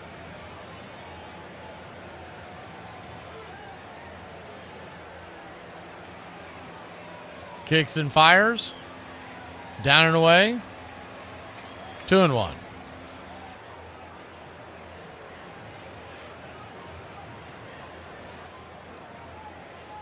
You NFL fans, Denver leads New Orleans 16-3 at the half. The 2-1 pitch. 95 up top, 2-2. For you college football fans, Virginia Tech 28-14 at the half. No, I'm sorry, in the third quarter. And the Yankees jumped out to a 5-3 lead and blew it, losing 7-5 in extra innings. The 2-2 pitch is swung on and hit high into right field. Coming in making the catch was Mookie Betts. F9 your scorecard.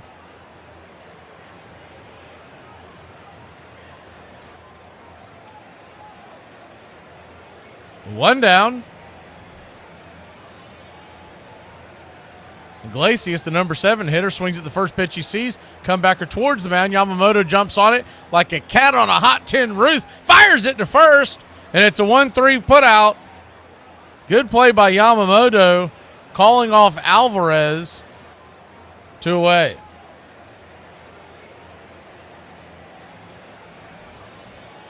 Thought maybe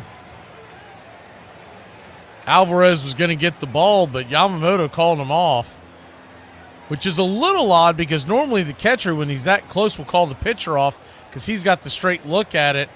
The pitcher has to stop, turn, and fire. Yamamoto showing cat-like reflexes coming off the mound and firing it to first. The 0-1 to Bader, righty-righty, 95 up top. It's 0-2.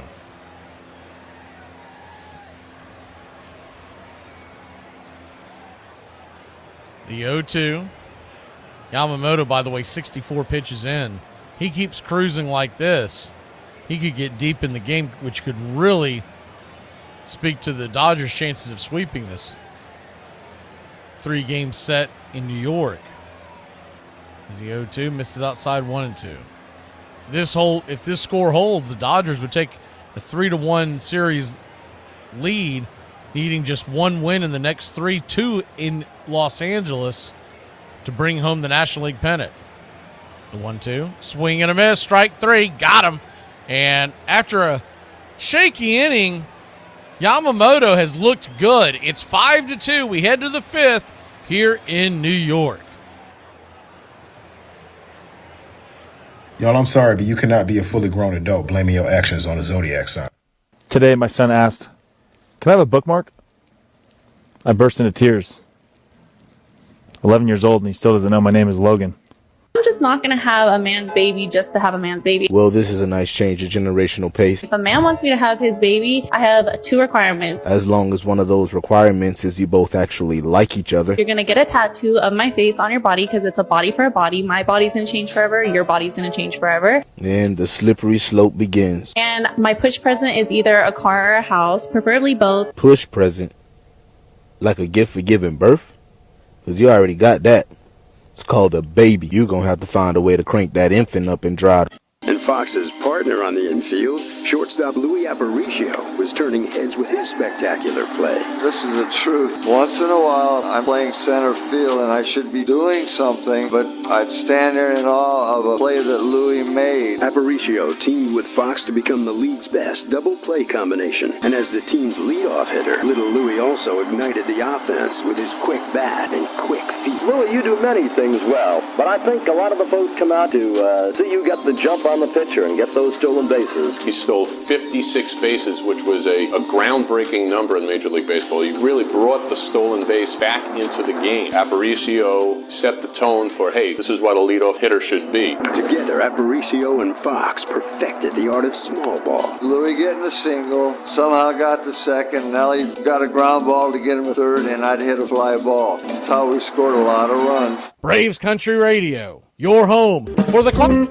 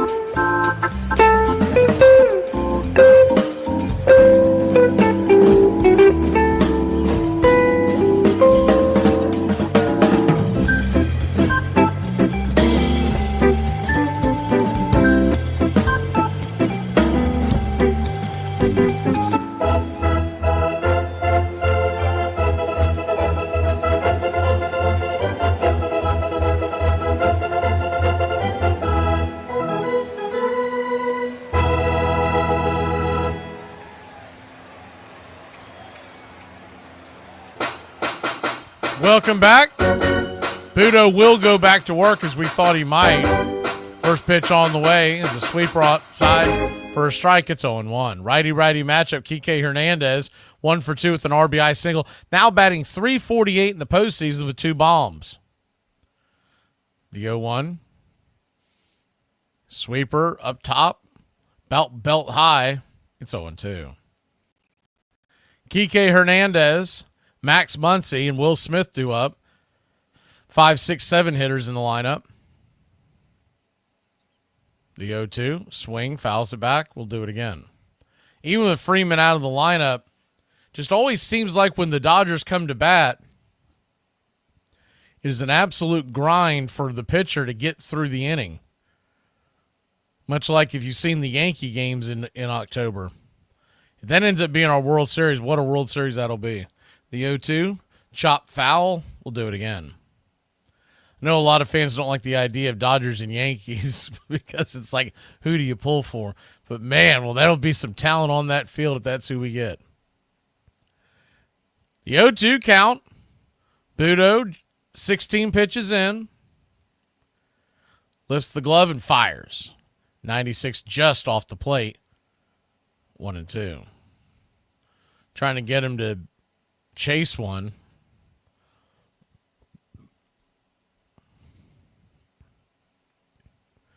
The 1-2. Swing and a miss. Strike 3. Ball got away, but not far enough for Hernandez to run down to first. 1 down. Thought for a second he might have gotten a piece of it, but he didn't. Looked like a piece of his, maybe a piece of his bat came off as he swung through that. Max Muncy, the batter. 2 walks so far to his name. First pitch to Max.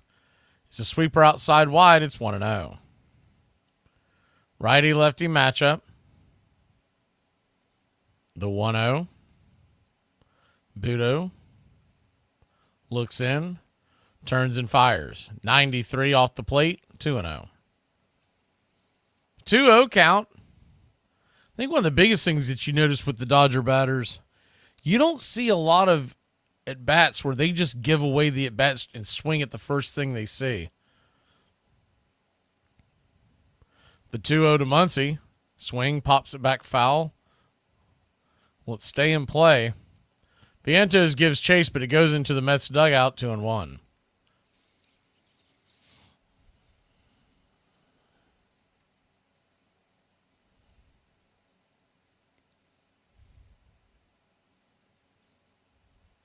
Two one count.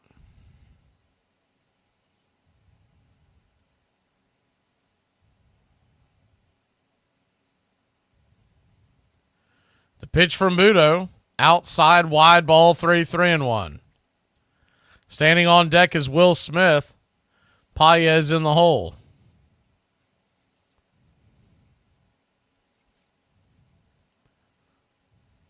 Infield is back and to the right. The 3-1.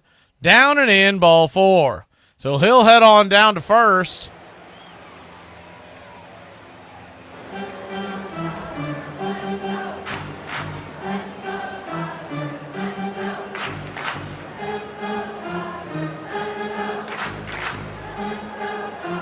Runner on first, 1 out.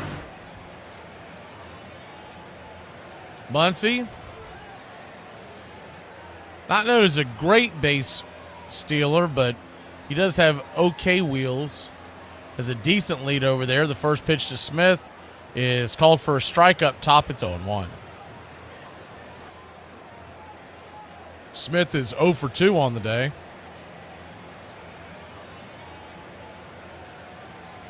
.138 postseason. The 0-1 swung on, lifted towards center field, drifting back, making the catch is Harrison Bader, the easy out number 2.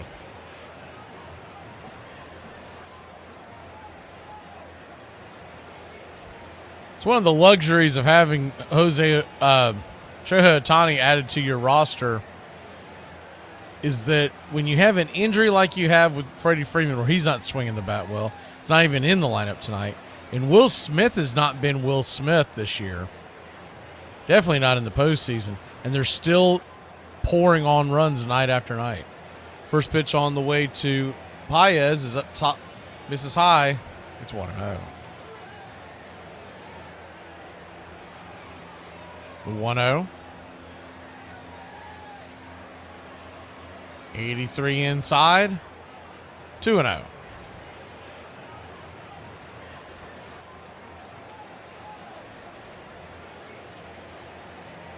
The 2-0 count. Paez 0 for 2. Runner at first in the form of Max Muncy. Here's the pitch. Right there at the knees. Slider. Drops in for a strike, 2-1.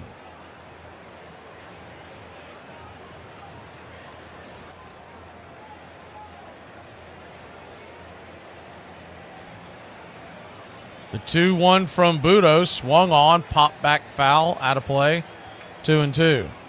Deuce is wild here in the top of the 5th. 2 outs, a 2-2 count.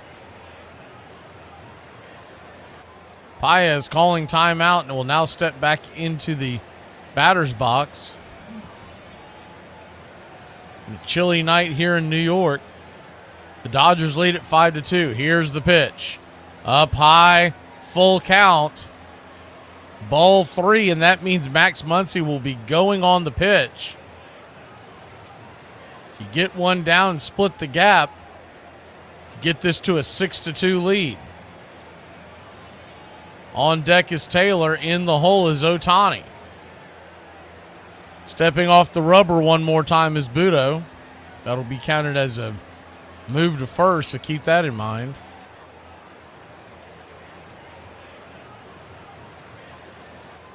The payoff pitch. Inside, caught, looking, strike 3. Paez has got to swing the bat, but that'll end the inning. Dodgers lead at 5-2.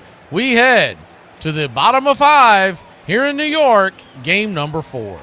Is Google a man or a woman? A woman.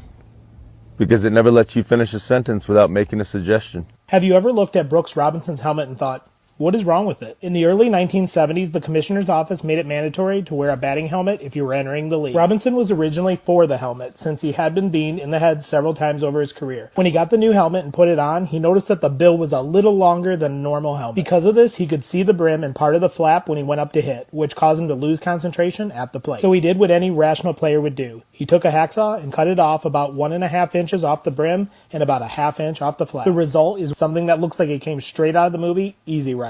Under Austin's guidance, young flamethrower Sandy Koufax and Don Drysdale started pitching with more poise, while aging icons Duke Snider and Gil Hodges reached back for some vintage performances. Austin even got former All-Star Carl Furillo to accept a bench role and inserted Wally Moon, which would pay enormous dividends. Wally Moon, he took advantage of that screen in left field like nobody else. Anytime he hit that screen off the wall or over the wall, they called it a moonshot. The Dodgers played far better than they had the season before, but they still could not seem to find the spark they needed to reach the top of the standings. Ultimately, a shortstop named Maury Wills and a pitcher named Larry Sherry would push them into contention. Both players had been languishing in the minors and had forged a special bond. I was going so bad, and I just made a mistake, made an error in the opposition running all over the bases. And I actually left the field when the clubhouse was ripping my uniform off. I was quitting. And Larry Sherry happened to see me and came in and grabbed me, pinned me up against the wall. He said, "You can't do that. I won't let you do it." Larry Sherry saved my career.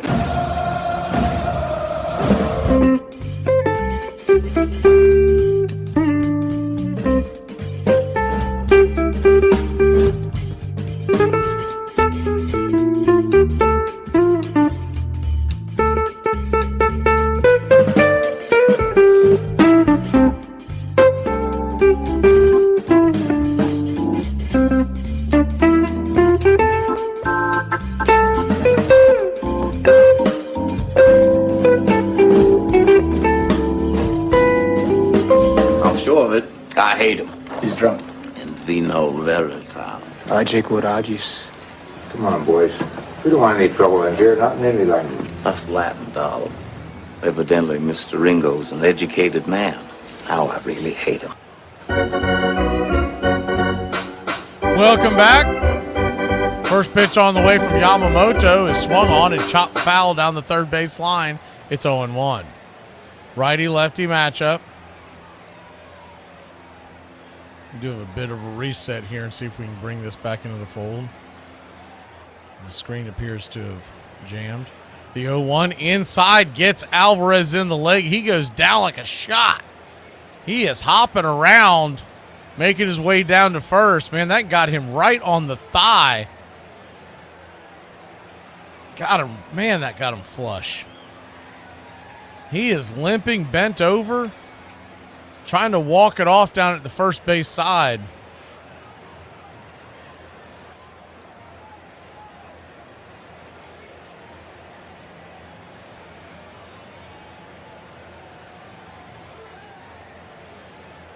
Man, that got him right on the left leg. His right-handed batter, left leg.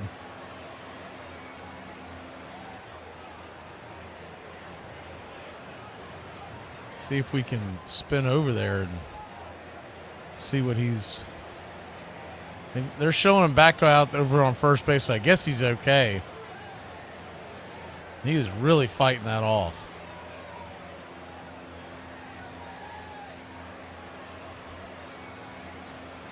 So he's stretching out there, and they're giving him an extra second to get his wits about him. Runner on first, nobody out. Piercy's going to be okay to stay in the game.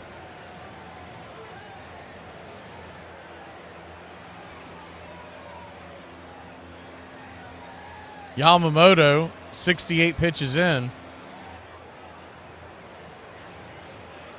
First pitch on the way is an 86-mile-an-hour floater up top to Francisco Lindor. It's 1-0. One swing and Lindor could make this a one-run game.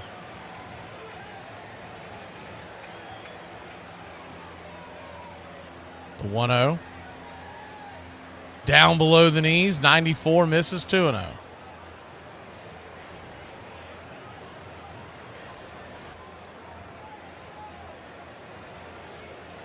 The 2-0 count. They're showing the replay, but it was definitely below the knees. Runner at first. Nobody out. The 2-0 misses. Now they're going to call that for a wide strike. 2-1.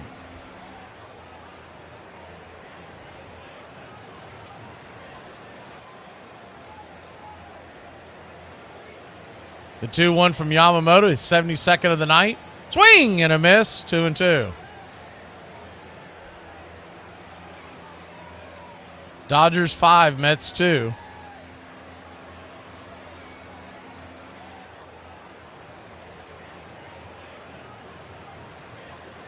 The 2-2 to Lindor. Swing and a miss, strike 3.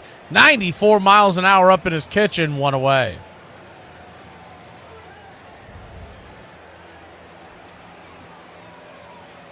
Came up and just challenged him with the high heat. Lindor was a touch behind, must have been sitting on that breaking pitch. That four-seamer was coming right in, let her high. Couldn't catch up.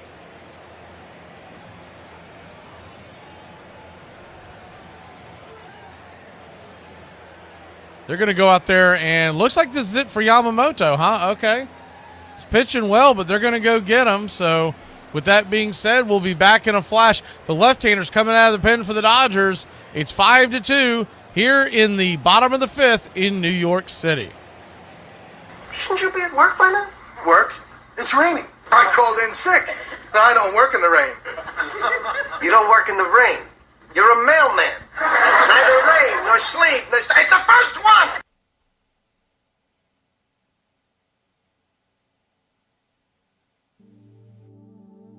$7:15. To left center. Can Andrew catch up with it? A diving catch ends the game! Hit to deep right center field. Andrew Jones. Oh, good night. That's why that man's a Gold Glover. I mean, that saved 3 runs. Where Singles Would Go to Die by D.M. McGee, 2024. He'd lean forth an inch, closer and closer. We all came to see 25.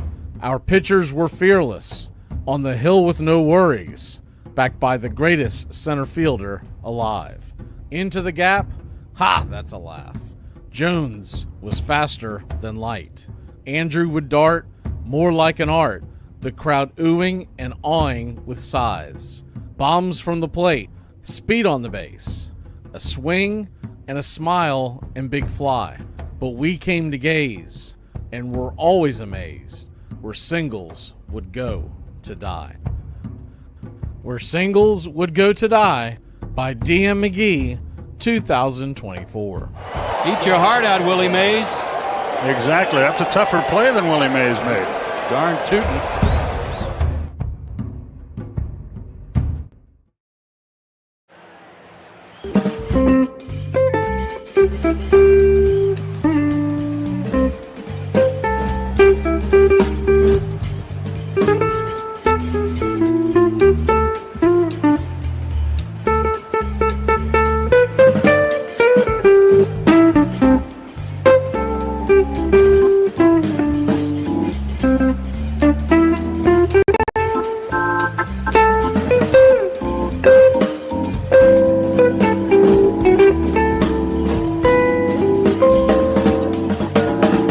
Welcome back. It'll be Phillips coming in. Looked like he had motioned for the left-hander, but this is Evan Phillips, the right-hander. First pitch on the way to Vientos is a strike right there on the outer cut. It's 0-1. The 0-1. Outside wide, 1-1. Runner at first, 1 out, Vientos, who's already hit a home run, 4 in the playoffs this season alone. The 1-1 to Vientos, righty. Pitch on the way, outside wide, 97 miles an hour. Ball 2, 2-1. They were setting up on the inside cut, but it missed outside. So a 2-1 count. Phillips brings it. Swing. That ball's sliced foul towards the first base dugout, 2-2.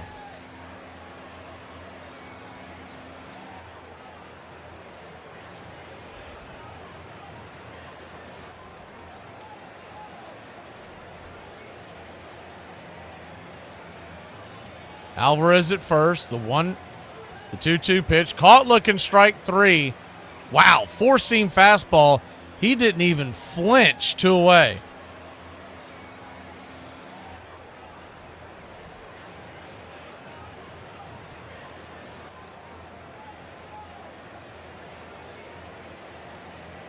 So I don't know what he was looking for, but he got straight gas on the outer edge. You got to swing at that.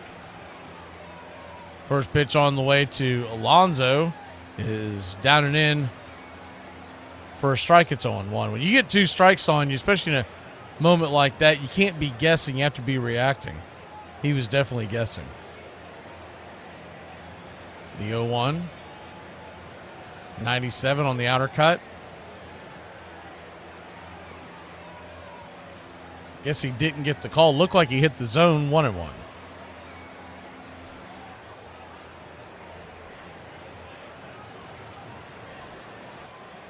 1-1 count. Swing. Fouls it straight back. 1-2. Dodgers lead at 5-2. They lead the series 2-1.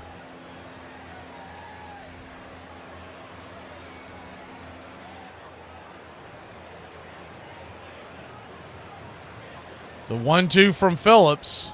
Swung on and dribbled over to short. Edman has it. Light flip over to second. And that'll easily get Alvarez, who was limping down the line, to end the inning. Mets threaten but can't do anything with it. When we come back, the Dodgers will grab the sticks. The top of the 6th inning we go. When somebody asks me if I'm having a good day, I just got to ask myself 3 questions, brother. 1, am I alive? I usually am. 2, am I in the land of the free? I usually am, baby. And 3, do I feel the smiling spirit of George Washington gazing down upon me from the great pearly land of the free in the sky? Brother, there ain't a moment that goes by that I don't feel that. And when I add up that math, makes me realize there are no bad days in the land of the free, baby. I have a bunch of jokes about unemployed people, but unfortunately, none of them seem to work. If you're on your phone and your wife asks you if you're texting one of your floozies, say yes. Then send her a text that says, "What's up?" After she backtalks, say, "See, this is why you're not my main girl." The 2 friends were called up in mid-season and began contributing right away. Sherry as the team's top reliever and Wills as its new spark plug. He started getting hits. He hit the balls up the middle, ground balls through the left side. Every now and then a line drive. I said, how wonderful. I mean, this guy had struggled all this time, and now he's got that hitting down right. Covered a lot of ground at shortstop. I mean, go to his left, go deep in the hole a lot. He can run like a deer. The new Dodger shortstop, Wills, a lifesaver for the Dodgers. With his speed, he created a different atmosphere when he got on base. He changed our whole club. Wills beat opposing teams with his legs, and Sherry beat them with his iron will. Anytime you talk to Larry, don't worry about it. I can take care of it. Larry had determination. Larry had a belly full of guts. Larry was out there to beat you. And he had a slider, hit that outside corner, and you swung the ball, wasn't there anymore. He would come in and just shut the other team down in crucial moments.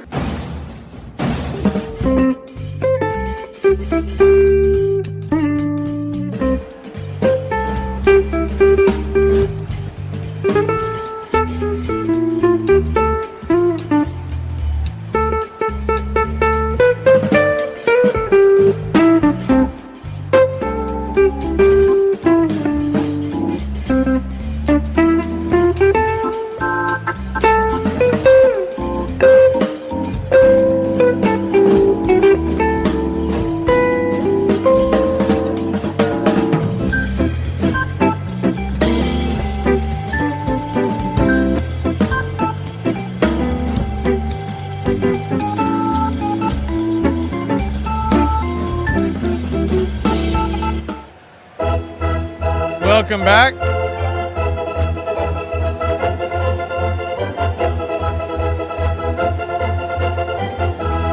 I haven't really a chance to comment. I've seen some of the comments that y'all have had that are really, as the first pitch on the way is swung on and popped up high and deep into right field. Chris Taylor will be an easy out to start the inning. One away. You're all talking about how as you get older, losing people and everything.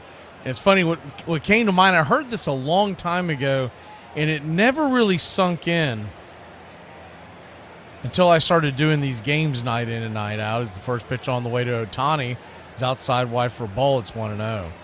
But I heard someone say a long time ago that baseball is so popular with older fans because it's there night in, night out, day in and day out, right? The 1-0, down and away, 2-0.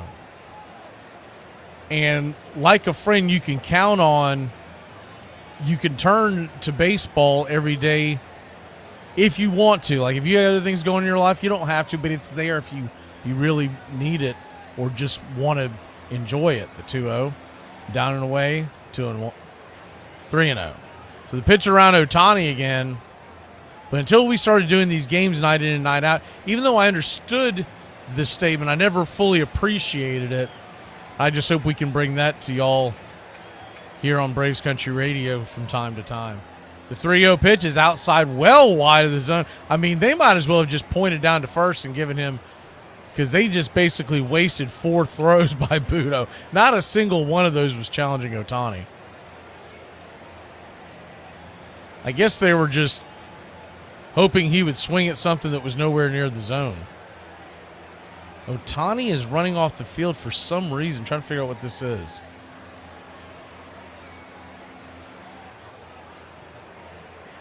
Okay, they're going to the bullpen. I thought maybe he was getting pitch ran for. We'll be back in a flash. They're going to the pen once again. And coming to the plate will be Mookie Betts, Teoscar Hernandez, and Edmund if they can get it going.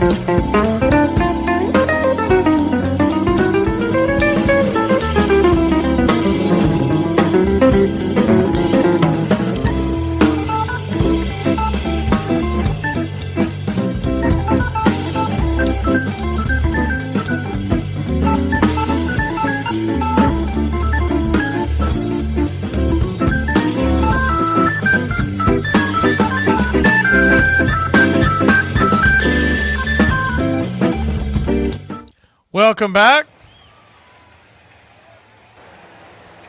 Phil Matone will be the relief pitcher. He throws the first pitch over to first.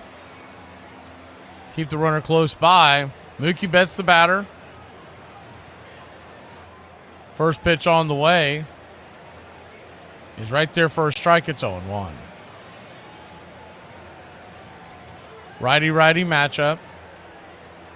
Betts 2 for 3. The bases clearing double earlier in the game as the 0-1 misses outside wide, 1-1.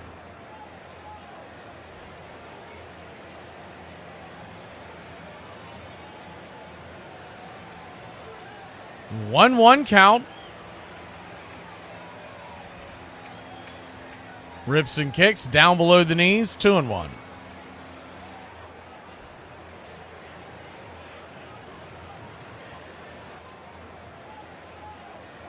Dodgers 5, Mets 2. 1 on, 1 out for the Dodgers here in the top of the 6th. The pitch from Matone. Swing! Fouls it straight back. 2-2. Mookie might finally be starting to swing the bat well again. That could be trouble for the Mets and whoever the Dodgers may face in the Fall Classic. If you missed it earlier, Yankees were just a few outs away from getting a commanding 3-0 lead in that series. They blew it and lost the game 7-5 in extras. The 2-2 swing, and that ball's belted high and deep. Going back on the track. Zip, boom, bam, it's gone. Ram-a-lam-a ding-dong. A 2-run shot. And Mookie goes yard. His 3rd home run in this postseason. And he is starting to catch fire, as we were just saying moments ago. 377 feet, 103 miles an hour off the bat. And it's getting late early here in New York. The Mets better find a way to put out this fire and climb back into this game. I don't know if they want to be down 3-1 to the Mets. They really needed to take 2 of 3 in this series, this 3-game set here in New York. You don't want to have to go back to L.A. needing both wins. Teoscar Hernandez digs in. First pitch high and inside. It's 1-0. The 1-0.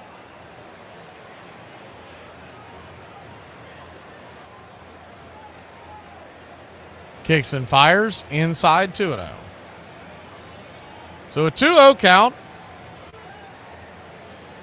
Looks like we had, appreciate everybody voting. Look like we had 260 votes and 74% are pulling for the Dodgers, the 2-0, down and in, 3-0. Surprises me a little bit.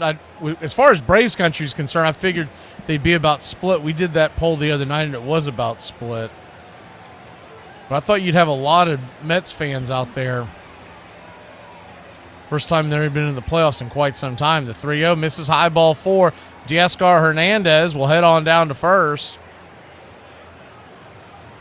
I seriously doubt many Mets fans are locked into the blowout snore fest of the Thursday night football that the NFL's putting out there right now. By the way, that game was 26-3 late in the 3rd quarter. Broncos just dragging the Saints.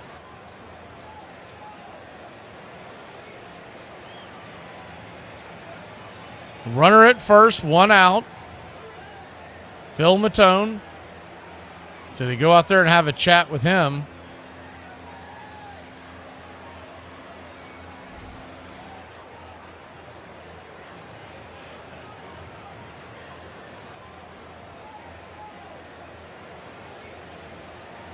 They'll go back to the dugout. I mean, really, they're just out there trying to calm Matone down after giving up the 2-run bomb. First pitch on the way to Edman is swung on, chopped foul. It's 0-1. These are two franchises who have not had a true World Series championship since the 1980s. You have the bubble ship that the Dodgers have, but that's really not the same thing. So the fan base is really thirsting for that first World Series since '88. The 0-1 swung on, hit over towards short. It's going to be a 6-4-3 attempt, but it looks like Edman's going to just beat it out.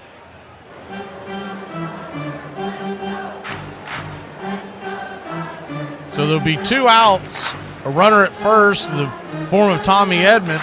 Dodgers lead at 7-2.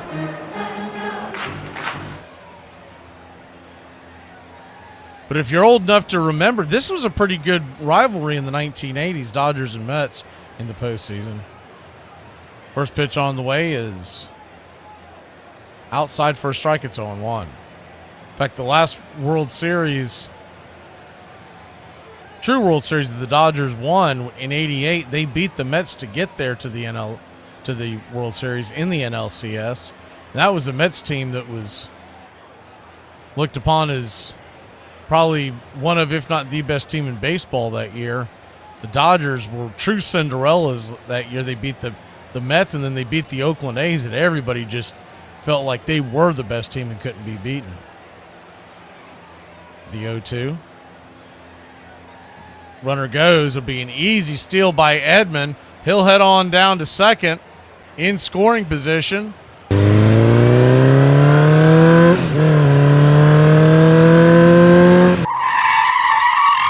See Chills out there at second with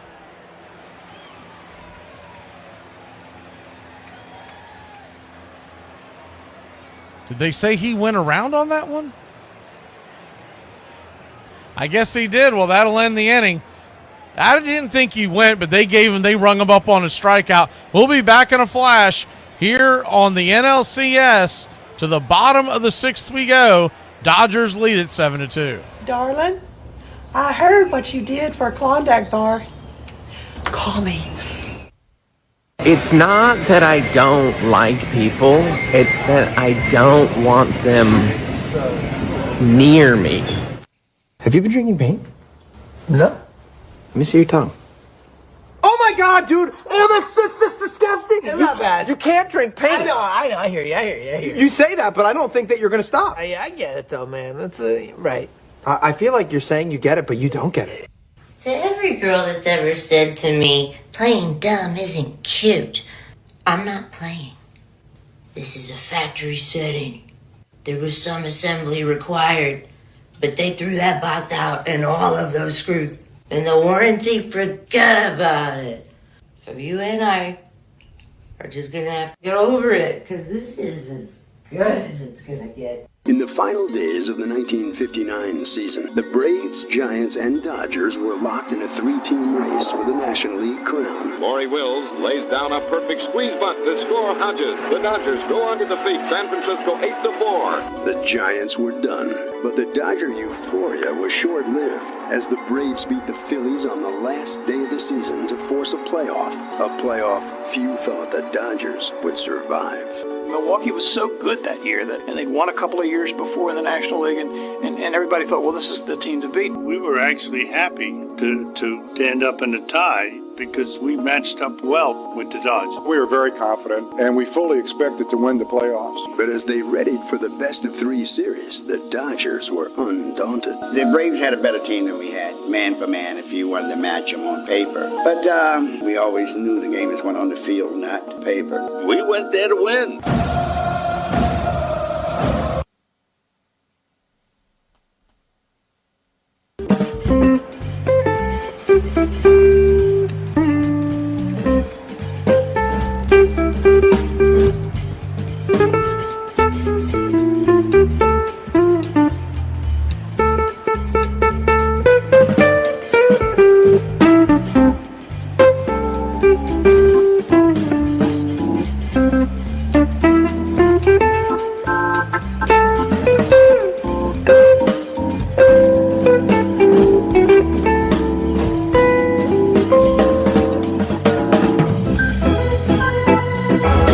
Welcome back.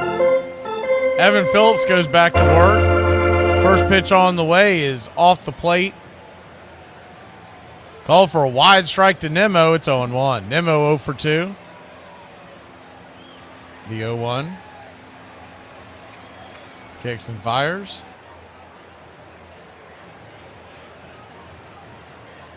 1-1. 1-1 count. Phillips' 12th pitch of the night is An 85-mile-an-hour sweeper. Looked a little low, but he got the call. 1-2.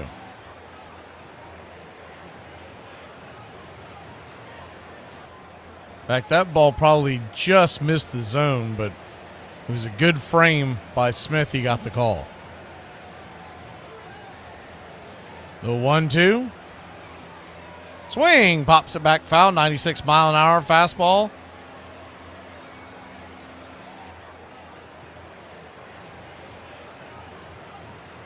Dodgers 7, Mets 2.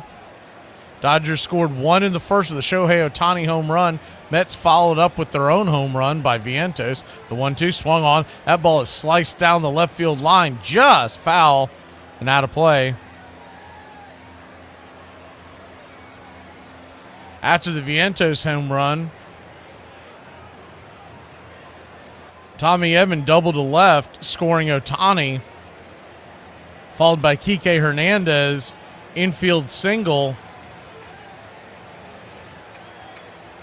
With an RBI, Betts coming home to score. The 1-2 swung on. That ball's lifted into left field. That's going to get down for a base hit.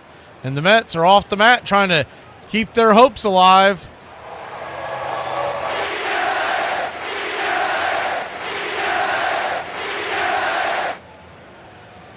Leadoff single by Nimmo here in the bottom of the 6th inning. Mets trying to claw their way back. After the score was 3-1 in the bottom of the 3rd, as the first pitch on the way to Starlin Marte is high and inside for a ball. It's 1-0. The Mets scored 1 in the bottom of the 3rd on a fielder's choice by Nimmo, bringing home Alvarez. 1-0. Outside wide. 2-0. Smith wants to go out there and talk to Phillips. While he does that, the top of the 4th, the Dodgers turned right back around, put more pressure on the Mets. They've been doing it all game long, putting traffic on the base. Did it last night as well. Betts doubled. Ohtani scored, and Chris Taylor scored on that 2 RBI double. And then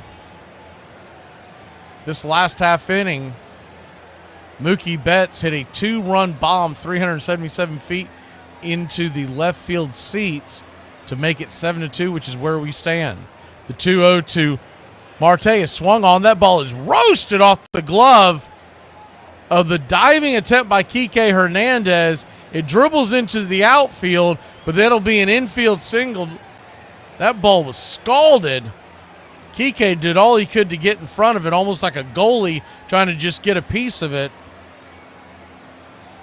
And they'll have runners on first and second. Nobody out to start the 6th.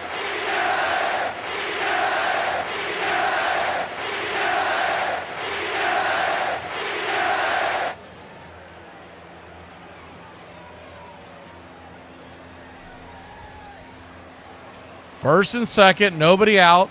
The left-hander Banda is warming up. JD Martinez, the batter, first pitch. 88 right down the pipe for a strike. Hanging sweeper, it's 0-1. Kind of looks like Phillips got away with one there. You usually hang a breaking ball there. That usually ends up deposited into the left field seats. The 0-1. 87. Just below the knees. 1-1. 1-1 count. Mets 0 for 3 with runners in the scoring position tonight. Really, the name of the game is the Dodgers are 3 for 7. The 1-1. Swung on. Rifled. Foul down the first base side. We'll do it again.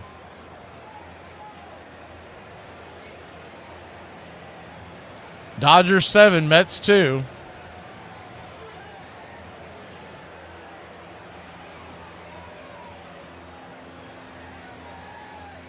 The pitch from Phillips, 97 outside wide. 2-2.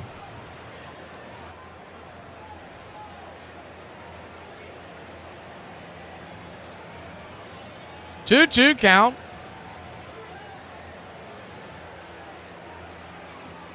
Down and away, ball 3. So a full count now and nobody out. Runners on first and second. Phillips is a ball away from loading the bases with nobody down. Standing on deck is Iglesias, the payoff pitch. Up high, he did not get the call, ball 4. He'll head on down to first, and the bases are juiced.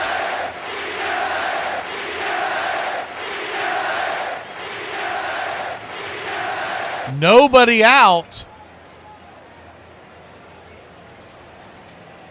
You got Iglesias and Bader and Alvarez, all right-handers due up. But it looks like the Dodgers are going out there. Looks like they're just going to talk to Phillips. It's actually Mark Pryor out there talking to him. I thought you'd see Dave Roberts, but he's going to roll the dice and leave Phillips in there. He has not looked nearly as sharp as he did when he first came out. Walking Martinez there. The Marte hit was scalded.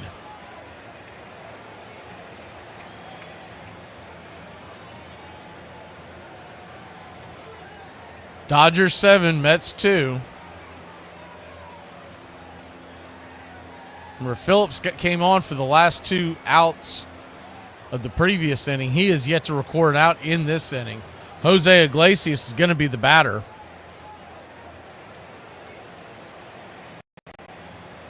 Batting .238 in the postseason, but he hit well north of .330 in the regular season. Really was the spark plug, top of that lineup for the Mets. First pitch on the way, 96 inside. Called for a wide inside strike. It's 0-1.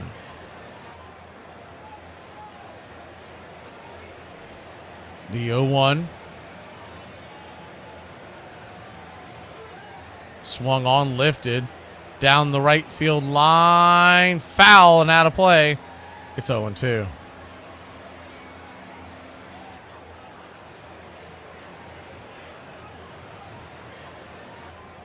So an 0-2 count. Jeff McNeil, by the way, is standing on deck. So it looks like he will bat for Bader. Which means they'll probably have Taylor come in to play center field next. The 0-2. Down and away, 1-2. So 1-2 count. Still on the Mets bench, you have Acuna, Taylor, Torrens, and Winker. A little surprised Winker's not the batter, considering his flair for the dramatics. But it looks like they're going with McNeil and holding on Winker for later. The 1-2. Swing and a miss, strike 3. Blew it right by him. 1 away. 1 down. Jeff McNeil will be the batter.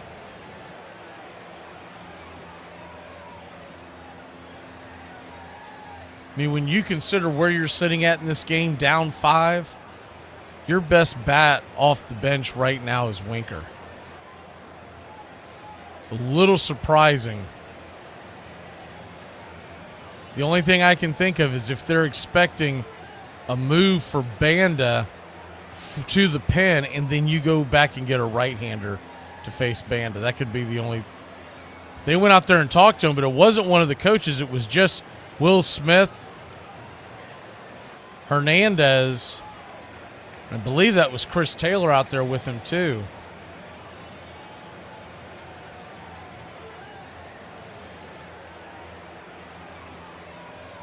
Bases loaded.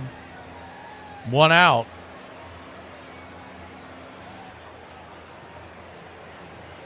Big spot here for the Mets. Seemed like a golden opportunity, trailing by 5 to get back in the game. First pitch on the way, swing and a miss. It's 0-1. Sweeper. Just missed timing up. The 0-1. The other head scratcher is that McNeil's 0 for 4 lifetime against Phillips. The 0-1. Swung on, lifted, foul down the line. It's 0-2. One thing you can't do if you're the Mets here, you can't walk away empty-handed. Down 7-2 in the 6th inning. You get the bases loaded, nobody out. You've got to get at least one, if not multiple runs across here. The 0-2. Righty-lefty. The pitch. Swing. Slaps it back foul. We'll do it again.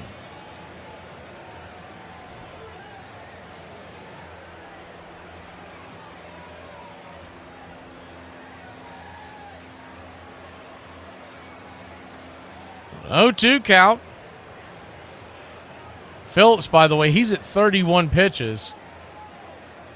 Bases loaded, 1 out. The pitch to McNeil. Swing, rips it foul. Down the first base side. We'll do it again, 0-2. Same 2 teams back at it tomorrow night, 5:08 first pitch. We'll have it right here. Make sure to like and subscribe today. The 0-2. Pitcher comes set. Rips it. Down below the knee, sweeper misses, 1-2.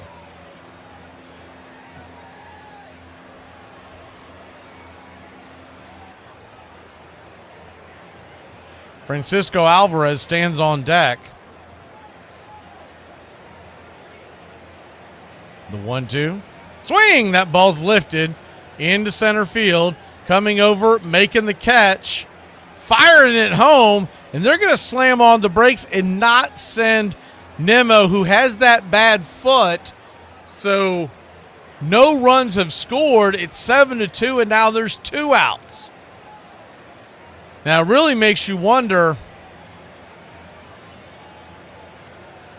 with everything you put there, why he wasn't pinch run for.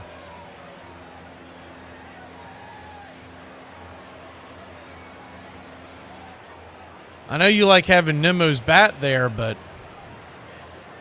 Jesse Winker is going to come on to pinch it for Francisco Alvarez, and now Dave Roberts will go get the left-hander. So I think this move may have backfired. We'll see when we come back. When we come back, the bases are loaded. There's 2 outs. Big spot here in the game. Bottom of the 6th. Dodgers lead by 5, but one swing could change it. Something that's not a cult, but seems like a cult. People that eat sushi. All the ways you could cook fish. You chose none of them. Nope, you eat it raw and wrapped in its own habitat. Then you dip it in something looks like green Play-Doh. Tastes like the center of the sun. Who hurt you? Could NFL guys play in the NBA? Could NBA guys play in the NFL? And then this conversation been following us everywhere. Do you guys feel like baseball players would be the best? Name me an NFL player who could come out here and hit 300 or hit 20 home runs. Tell me one who can hit a slider. I just faced this man named Waldron, and he threw a knuckleball. Brother, come on. And listen. Tell me how many Rangers Suarez sinker, bro. I swear. They're not hitting that. They ain't hitting none of that. We'll say it like this. I could go be a quarterback. I can go throw that thing. And I'm going to go and listen. And he going to go get it. I need a circuit. Take all football players, basketball, baseball, and do like 7-on-7 flag football, basketball game. Then they go around, and when they get to the baseball, put the machine on 95 and see how much of them going to hit a homer. None. I know baseball players who could dunk 360. So baseball has the best all-around coordination. I would say, yeah. Hey, Mom, we're running a little bit late, so I don't know if we're going to have time to stop at Buc-ee's on the... We stopping at Buc-ee's. But, Mom, we might be late. We stopping at Buc-ee's. Yes, ma'am. This is the history of the bullpen cart. The first bullpen cart was a little red auto used by the Cleveland Indians in 1950. The White Sox would take it one step further the next year and become the first team to transport the pitcher from the bullpen all the way to the pitcher's mound. In 1959, the Milwaukee Braves used a locally produced Harley-Davidson topper with a sidecar as their bullpen cart. The Mets would follow suit in 1967, but add an oversized team hat to the top of it. In the early 1970s, the Yankees used a Datsun 1200 painted with pinstripes. The Mariners began using one in 1982 that looked like a tugboat and was called the MS Relief. The last Major League Baseball team to use a bullpen cart prior to its reintroduction in 2018 was the Milwaukee Brewers when they phased out their motorcycle in 1995. In the last 7 years, the Diamondbacks, the Tigers, and the Nationals have reintroduced bullpen carts.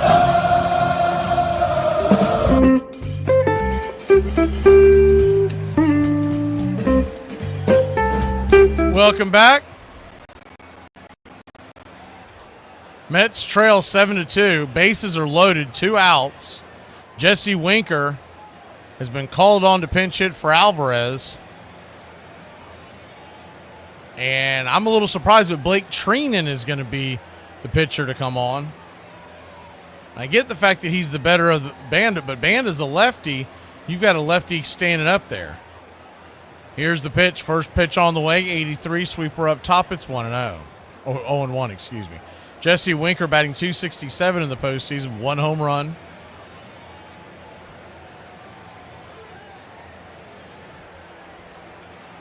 Righty-lefty matchup. The 0-1 with the bases juice. Swing! That ball's blasted into right field, going back on the track, making the catch at the back of the warning track is Mookie Betts to end the inning.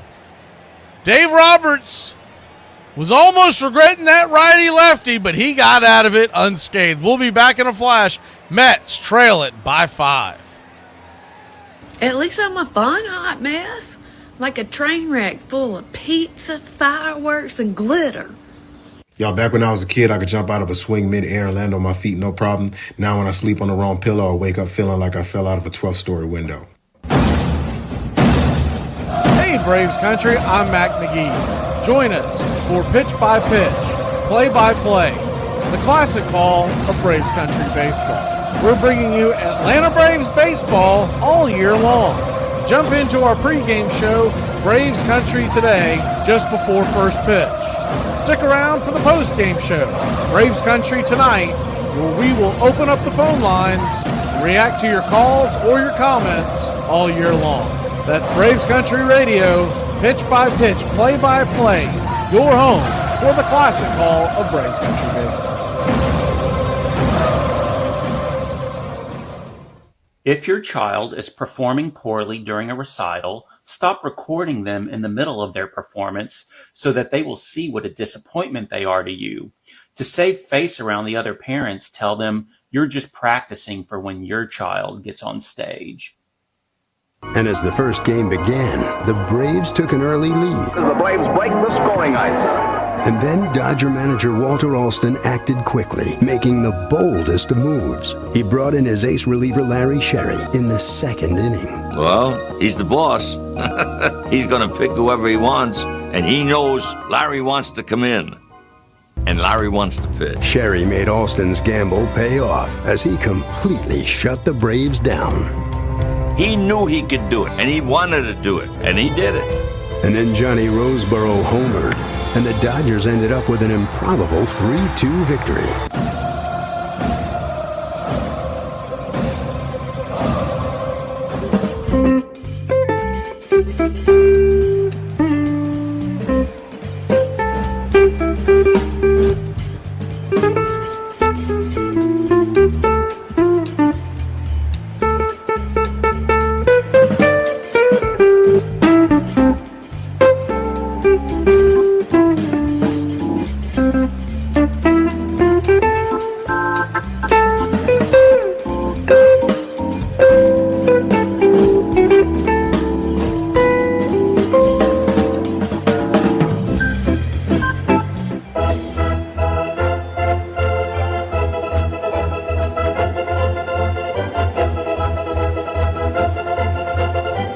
Top of the 7th we go.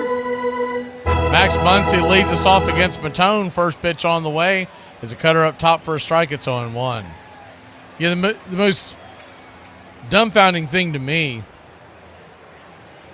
forget all the stuff that they could have done in the last couple innings. The 0-1 pitch is ripped into center field. That'll be in through for a base hit. And it's a leadoff single for the Dodgers as Max Muncy gets things going here in the top of the 7th. With righties on the mound for the Dodgers,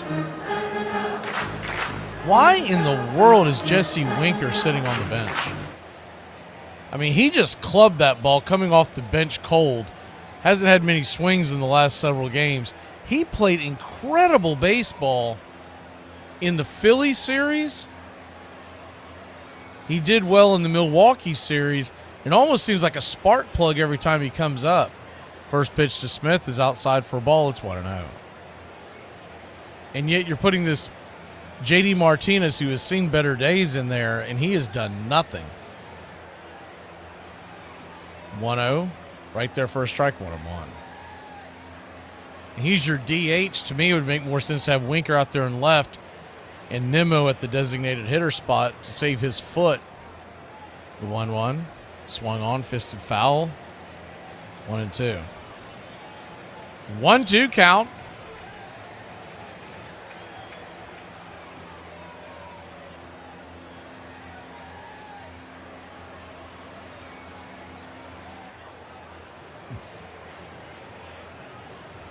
Righty-righty matchup.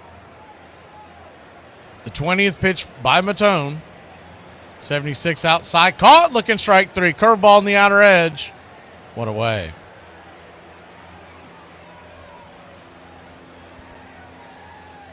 But the logic to me is just absolutely lost why Winker's been on the bench. And you've had JD Martinez in there. This is not the JD Martinez of 3 years ago. And it would allow you to have Nimmo DH and have Winker out and left. First pitch on the way to Paez is down and in for a ball. It's 1-0. I don't have a dog in this hunt. I'm just thinking out loud as a fan, like, why in the world is Winker on your bench? The 1-0 inside, 2-0. 2-0 count. Mets, by the way, they are out of guys from their bench. All they have left is Acuna. The 2-0. 89 out wide. Called for a wide strike, 2-1. And they'll save him for some kind of pinch running duties. 2-1 count.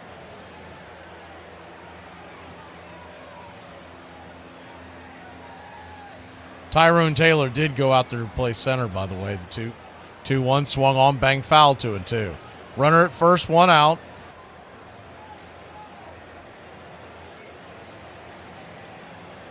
Seven to 2 your score. Dodgers looking to take a 3-1 series lead.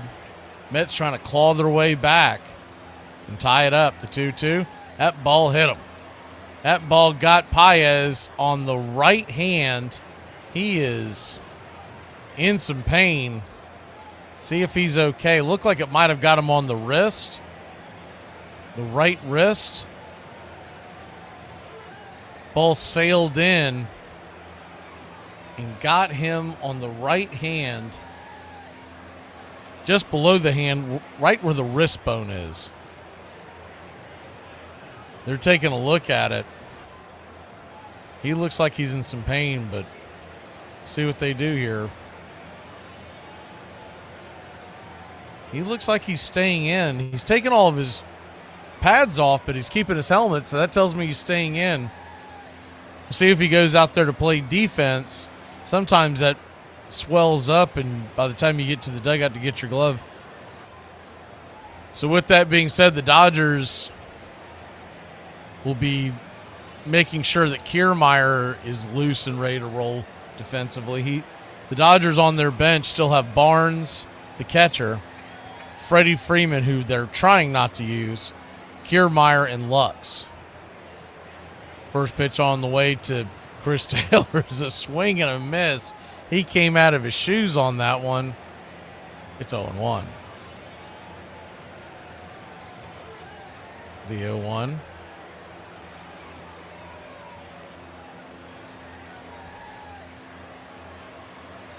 Righty-righty matchup. The pitch on the way. Swing. Fouls it down the line. 0-2. So an 0-2 count. First and second. One out. Double play will get him out of the jam. Matone looks back the runner at second. The pitch. Outside wide. 1-2. If matters aren't worse enough for Matone, standing on deck is Shohei Ohtani.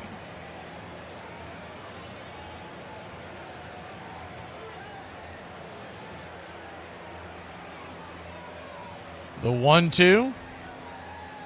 Swing and a miss, strike 3. 2 away. Big strike out there by Matone trying to get out of this jam.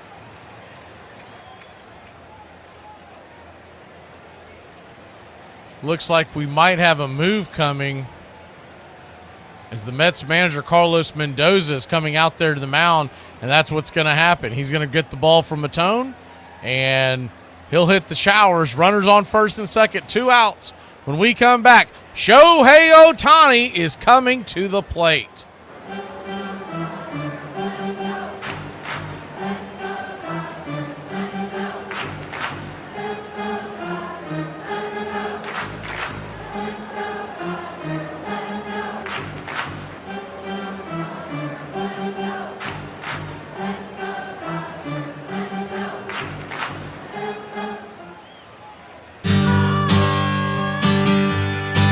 Jackie by DM McGee, 2024.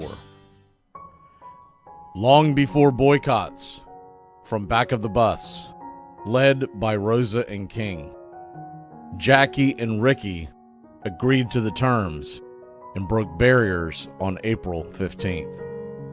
Let's not forget Leo and Pee Wee Strong Front, showing the fans there was love. By absorbing the hate the best they knew how, shielding the noise from above. It all took its toll, the burden he carried, knowing it was larger than one. To shatter the glass, restraints of the past, turning cheek, responding to none.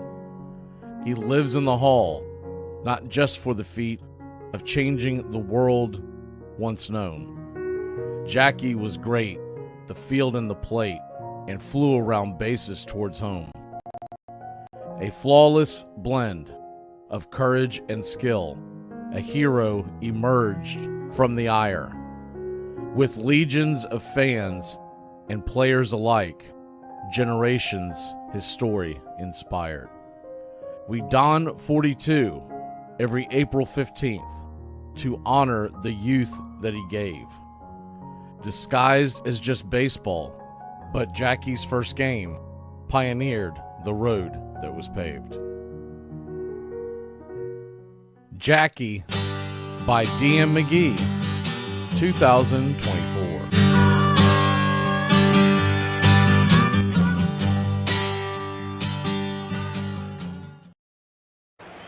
Welcome back.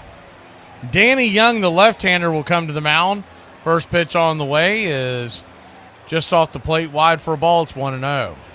Danny Young, 30-year-old from Boynton Beach, Florida, drafted by the Blue Jays in 2015, played his college ball for the Florida Gators. The 1-0, 91, outer wide, 1-1. Braves fans will remember Danny Young. He was with Atlanta last year. Small stint that he spent with the Braves. The 1-1, swing and a miss. 1-2. Kind of has that long sweeping delivery. It's tough for left-handers to pick up.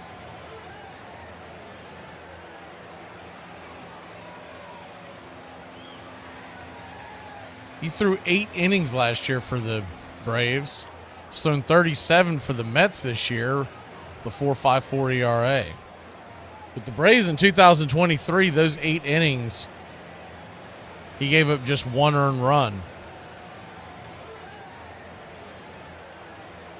The 1-2. Swing! Dribbles it over towards second. That's going to get him out of it. 4-3 put out. The flip to first barely beat it out. It broke Ohtani's bat. That'll end the inning. Mets will grab the bats when we come back. Time to get up and stretch. It's the 7th inning stretch. Get up and stretch, y'all. Mets, Dodgers, game number 4.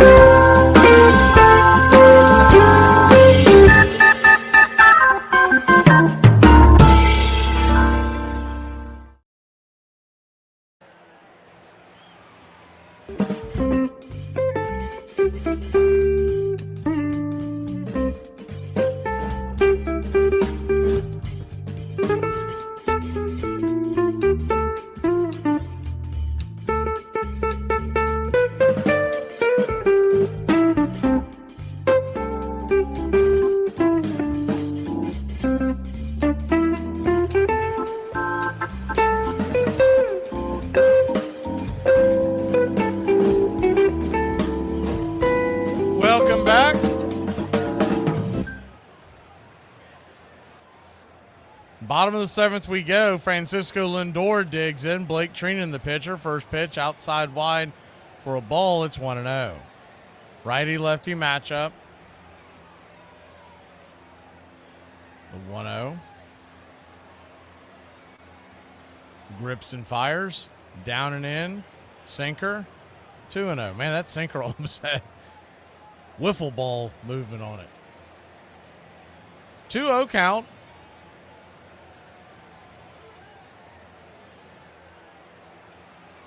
Treenan lets her rip. 96 right down the pipe, 2-1. Lindor, Vientos, and Alonso due up. So if they're going to make some noise, you'd think this would be the inning for the Mets, excuse me. Dodgers lead at 7-2.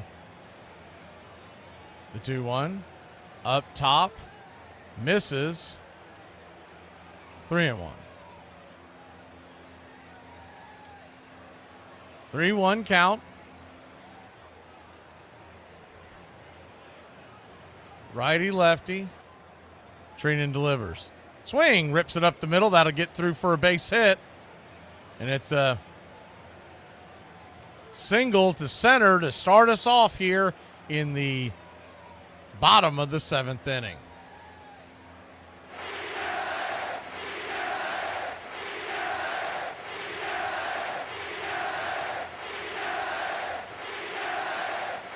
Matt Vientos, who hit a home run earlier today, his 4th of the postseason, stands in 1 for 4, batting .356 and a .1050 OPS. First pitch to Vientos. Swing! That ball's ripped over to second. It's going to be a 6, 4, 3. Would have been a double play, but the throw was wide, well wide of the bag by Taylor. Good job by Muncy to keep that from going to the dugout. It was thrown off his back foot. And Vientos with pretty good speed rushed the throw. So runner at first and 1 out here in the bottom of the 7th inning. Pete Alonso digs in 0 for 2, walked in the 3rd. Batting .200 with 3 home runs in the postseason. The first pitch, 84-mile-an-hour sweeper right there outside for a strike. It's 0-1. Infield is back and to the left.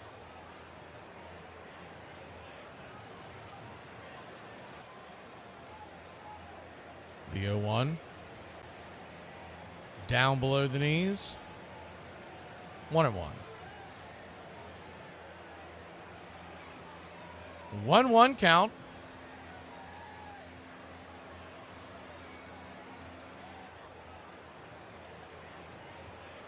Pitch to Alonso's in the dirt. Ball goes off the glove of Smith. Vientos will stay put at first. The ball got away, but not worth getting thrown out at second, trailing by 5.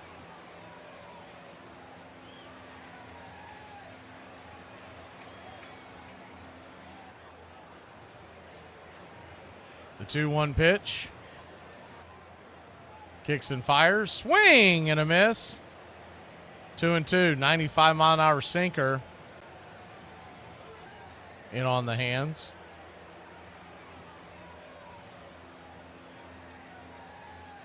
Standing on deck is Nimmo. Marte in the hole. The 2-2. In the dirt, 3-2.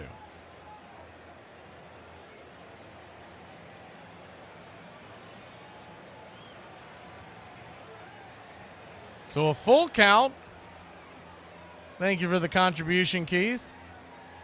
Have a good night, sir. The payoff pitch.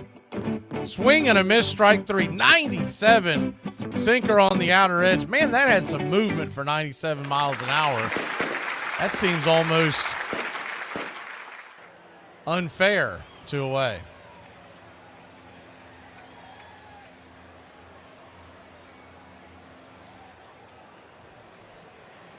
Two down. Brandon Nimmo, the batter. First pitch, 84 at the knees, sweeper. It's 0-1. He's looking for a bloop and a blast. 7-2 your score.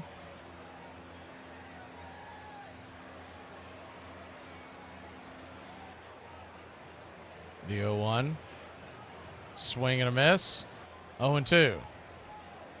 0-2 count. You're Nimmo. You're just trying to get on, keep the line moving. Maybe a swing by Marte could draw this to a 2-run lead. Got to shorten up the swing now with 2 strikes. The 0-2. In the dirt. Did that get him? Bounced off the ground. I guess it did not touch him. Thought it might have gotten a piece of him. Man, that was close. I don't know how that missed both of his legs after it hit the ground.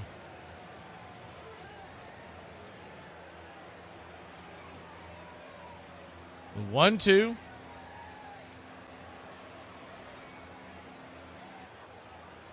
Brings it.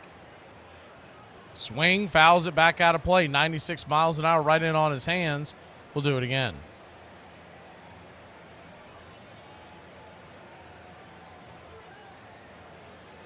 Dodgers 2, or Dodgers 7, Mets 2. The 1-2. Swing! That ball's ripped into right field. That ball's down for a base hit. And the Mets will go first to third with Vientos. They'll have runners on the corners, 2 outs here in the bottom of the 7th. And Marte coming to the plate.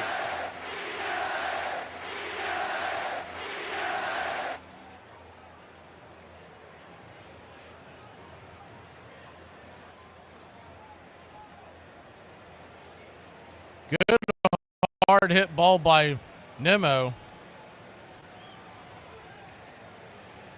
Starlin Marte batting .257 this postseason, 6 RBI. First pitch, sweeper on the outer edge, it's on 1. At one point was a power threat. As he's aged, he's more of a 20 home run guy. But he can still get into one every once in a while.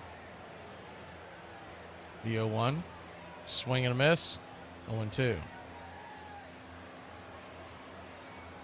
Infield is back into the left, so there's a huge hole on the right side.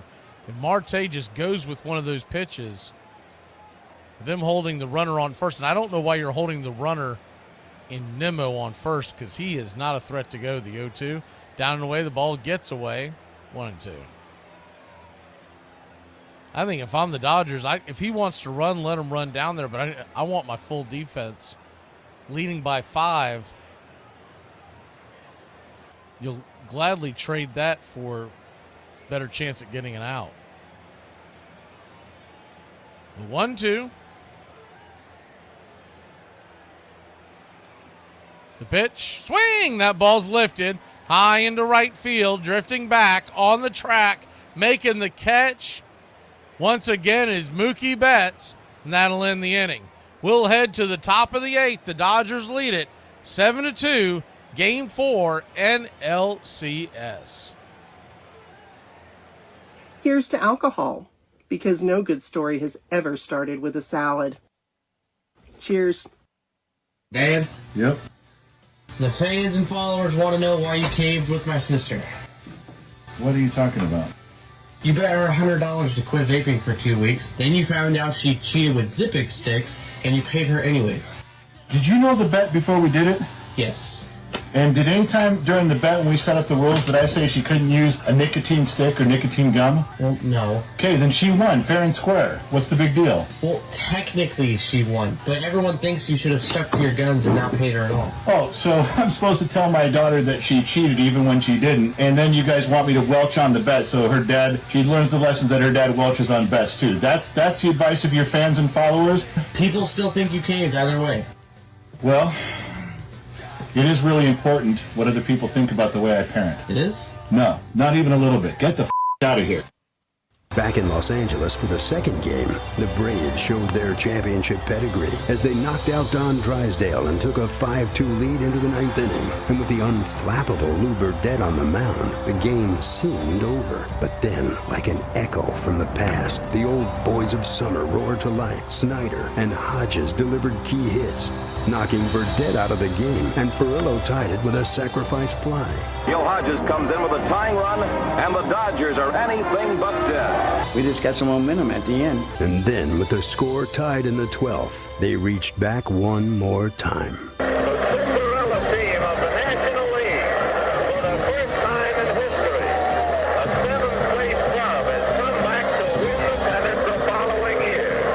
We had no business beating them.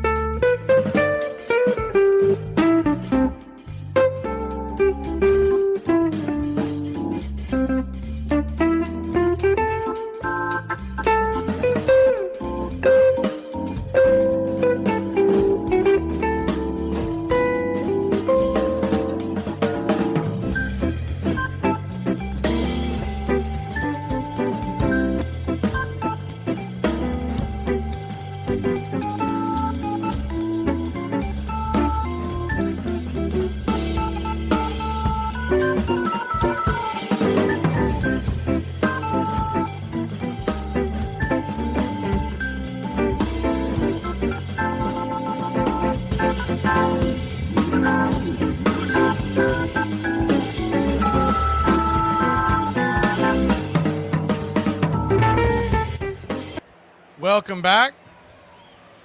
Mookie Betts takes the first pitch outside for a ball. It's 1-0. Young back to work, the lefty-righty matchup. 1-0 pitch, swung on, sliced foul. 1-1.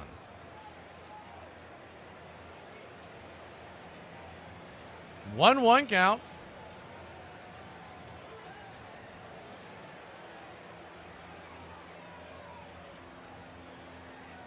Pitch on the way, inside, 2-1.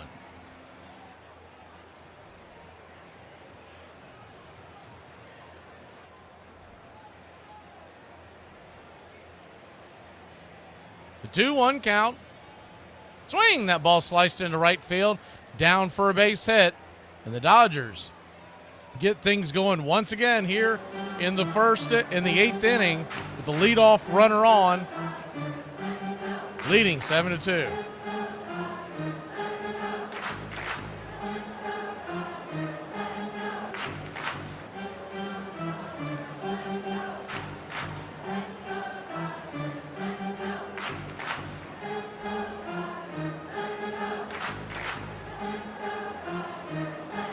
Teoscar Hernandez takes the first pitch up top. For a strike, it's 0-1. The 0-1. Kicks and fires. Whoa, inside. What happened there? Teoscar Hernandez goes to the ground, but took like a weird swing as he was getting out of the way. They said he didn't go around. It looked like his bat did go around. It's 1-1. The 1-1. Down and away. 2-1. That was a weird swing. He was getting out of the way, diving out of the way, and swinging the bat at the same time. The 2-1. Honestly, I think David Rackley fell asleep over there. The 2-1, down and in, 3-1. I think he was fooled by Hernandez getting out of the way, but that bat definitely crossed the plate. The 3-1, down and in, ball 4. Well, nonetheless, Young gives up a single, gives up a walk, and it's runners on first and second. Nobody out. Here in the top of the 8th, Hernandez will be pinch ran for.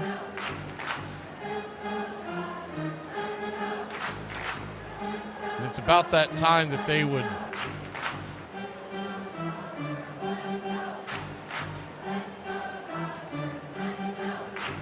bring Kiermaier in for defense nonetheless. So Kiermaier will run.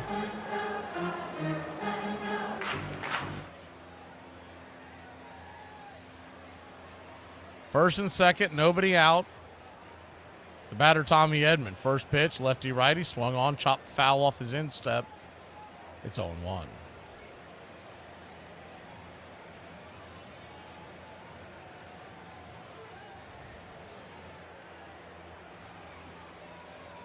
The 0-1.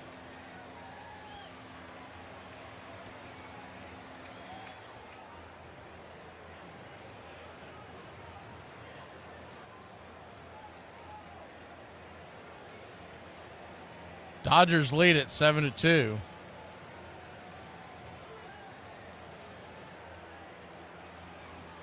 Edmund taking a quick timeout.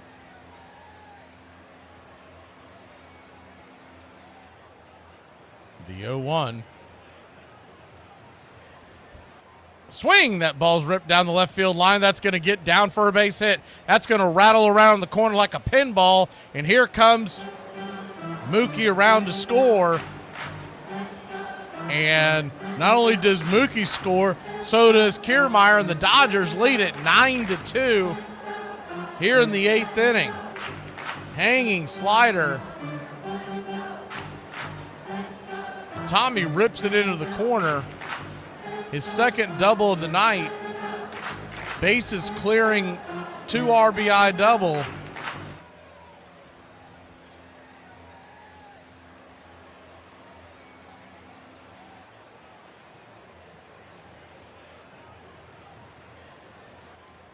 First pitch on the way to Hernandez is swung on and fouled down the line.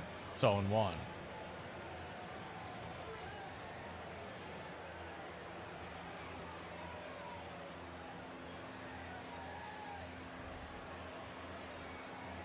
The 0-1.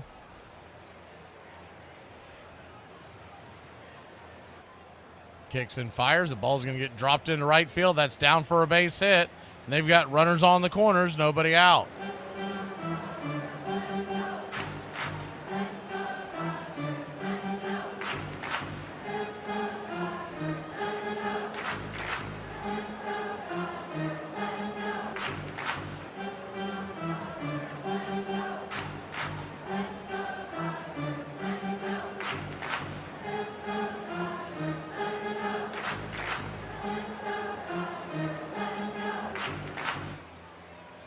Nine to 2 your score. Runners on first and second, or first and third. Lefty-lefty matchup. Here's the pitch on the way to Muncy. It's right down the pipe for a strike. It's 0-1. The 0-1.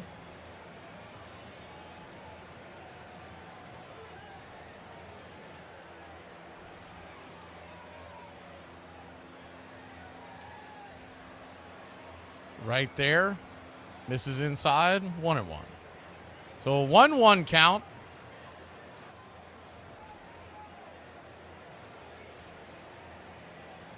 Kicks and fires, swing and a miss.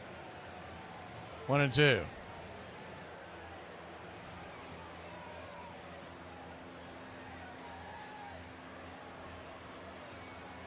Dodgers 9, Mets 2.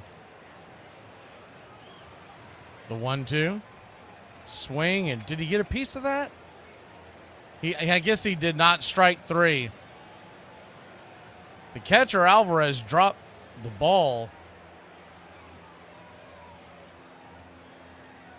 I said Alvarez, I meant Torrens. Torrens dropped the ball, but I thought maybe he got a piece of that to stay alive, but he just chased it out of the zone. The ball just came out of his glove, just popped out of his glove.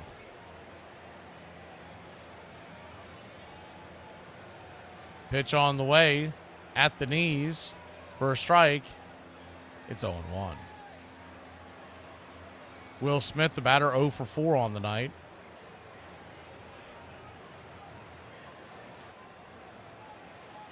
Brings it. Swung on, pops it down the line. Fouling out of play. It's 0-2. So an 0-2 count.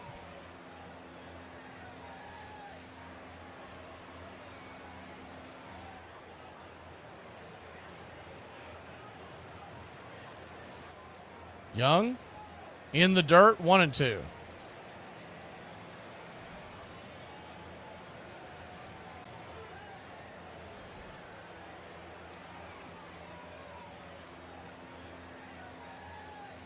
Runner on first and third, 1 out, 9-2 your score.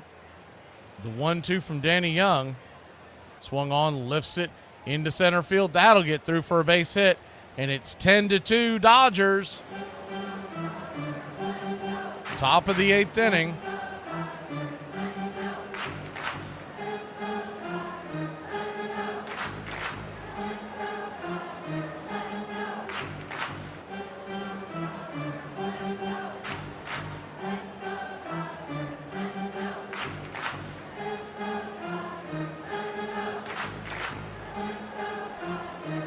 They're out there talking to Young. I mean, I kind of feel like he's going to have to take one for the team out here.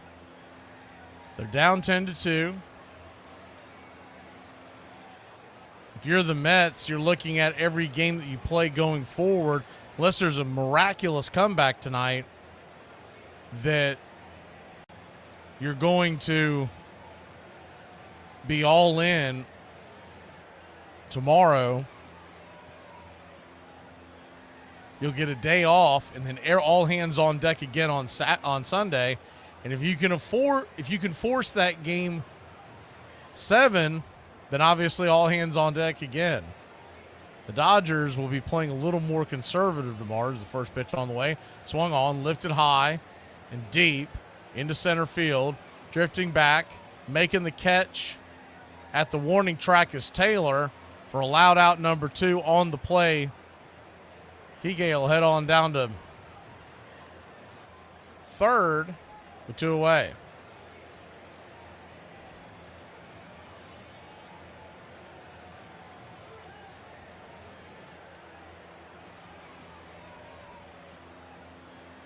Two outs, 2 on. Game tomorrow is 5:08 first pitch. So just jot that down, y'all. We will have the game right here. They're doing that because there's a doubleheader tomorrow, and tomorrow it's the National League's turn to be the early game. First pitch on the way is a swing and a miss to Taylor. It's 0-1. That also will have a factor because on the day games or late afternoon games here at Citi Field, is the 0-1 down and in? 1-1. Assuming that there's not a lot of cloud coverage, there's going to be some big-time shadows across the plate in the late afternoon. The 1-1 from Taylor, 2 Taylor from Young. It's outside wide, 2-1.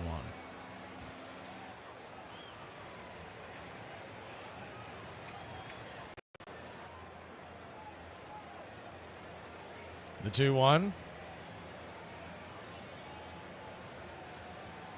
Just misses off the edge, 3-1. 3-1 count.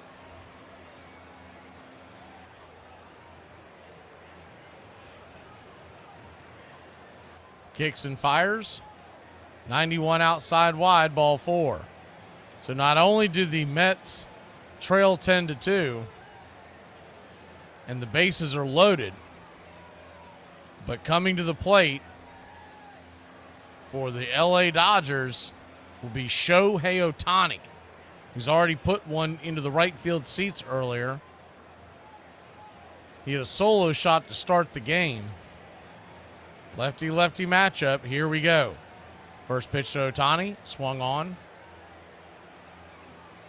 Chop foul. Might have got a piece of his leg. It's 0-1. Appears to be okay as he limps around. Oh, actually looks like he might have got a piece of his knee. His left knee, right on the inner part. It got him right on the outside part of the knee. The 0-1 misses outside wide, 1-1. Tried to get in to chase the sinker off the edge.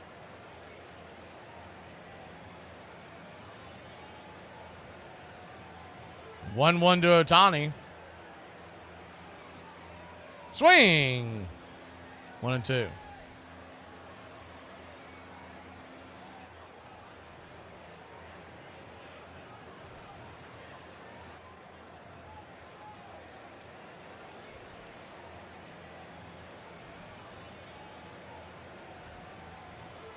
The 1-2.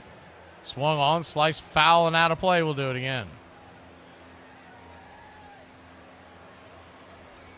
Good. I don't know when that fight is, but let me know if we can do something for it. We'll do it here. 1-2 count. Pitch on the way, down and away. Caught looking strike 3. Tony doesn't like the call, but I think home plate umpire Nick Lentz says, man, it's 10-2. Just go sit down. We'll be back in a flash. Dodgers lead at 10-2. We head to the bottom of the 8th here in New York. Hey, does anybody else feel angry as hell whenever somebody's in the kitchen at the same time as you? Or is it just me?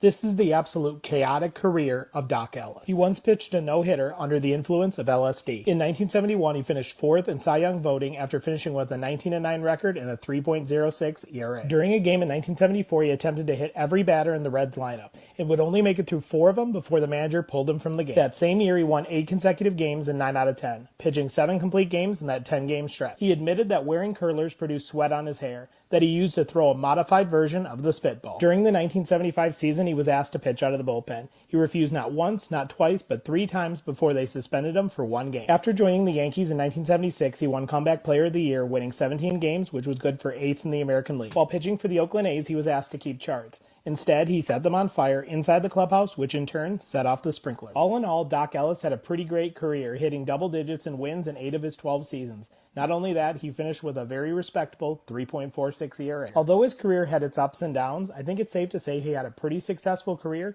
and shouldn't be just remembered for 1 no-hit. 1967. It was a tumultuous year and a decade of change. In the grip of often unsettling social unrest, America would see outbreaks of violence and eruptions of youthful rebellion. 1967 was one of the most unique years in American history, with everything was going on, a civil rights movement, a hippie movement, free love, tremendous unhappiness at the Vietnam War. But despite all the turmoil, there was still baseball to be played, and for the players, playing the game was as important as ever. Go back to any of the wars, any of the economies. It's a place where people can go and simply relax and to forget all their troubles and just concentrate on an afternoon of entertainment.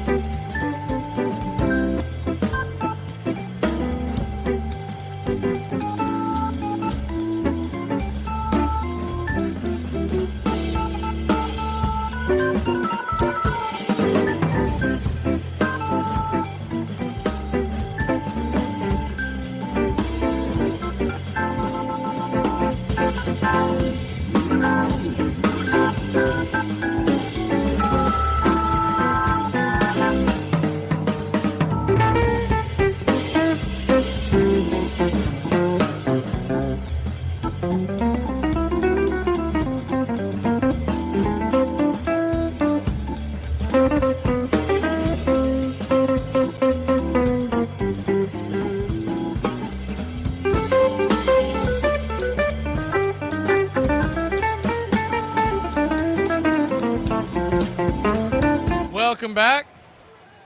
J.D. Martinez, the batter. Mets trail 10-2, bottom of the 8th.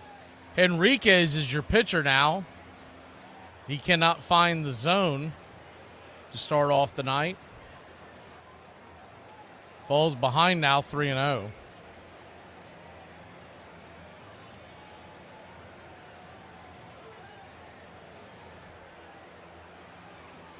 The 3-0.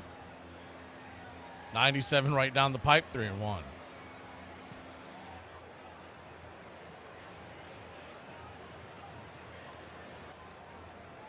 Three-one count. Enriquez needing to throw strikes. The pitch, 97, foul back, 3-2. I'm sure he was told by Roberts, when he came on, just throw strikes. The defense will back you up. You got an 8-run lead. Don't start giving away free bases. The payoff pitch. Down below the knees, ball 4. So JD will head on down to first.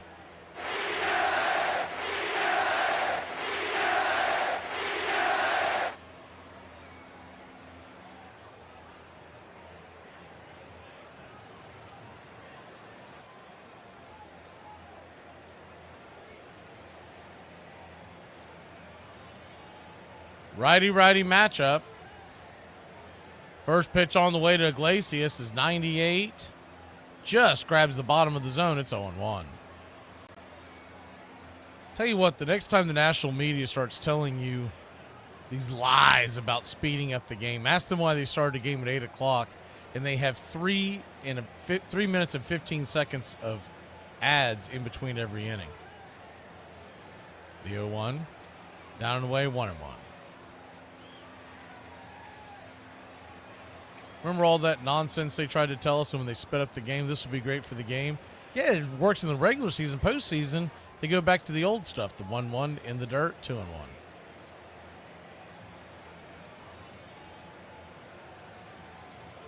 So a 2-1 count.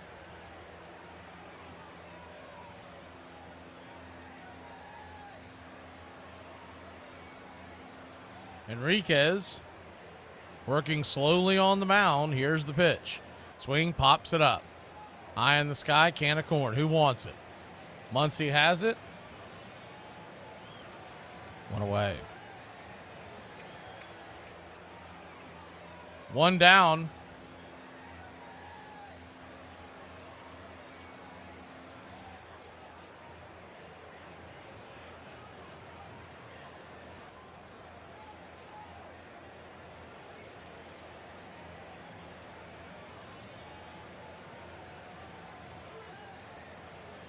First pitch on the way to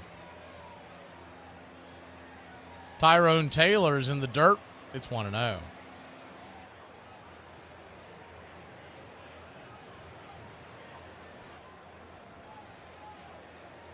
The 1-0. Kicks and fires. Down below the knees. Did he go around? 2-0. 2-0 count. Same two teams tomorrow. Be interesting to see what the Mets do now with their backs against the wall as far as starting pitching goes. The 2-0 swung on, dribbled up the middle. Backhanded by Taylor. He flips it over to short.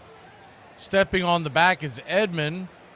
4-6 if you're scoring at home, 2 away. Fielder's choice on the play. Taylor will be safe at first. And coming to the plate will be Torrens.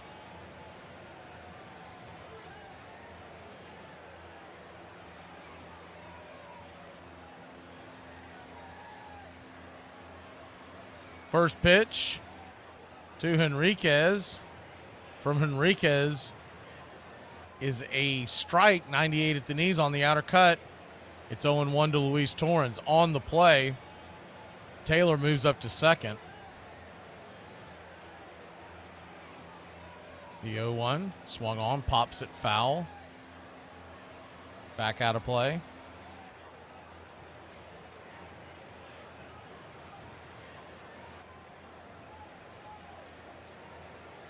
So an 0-2 count.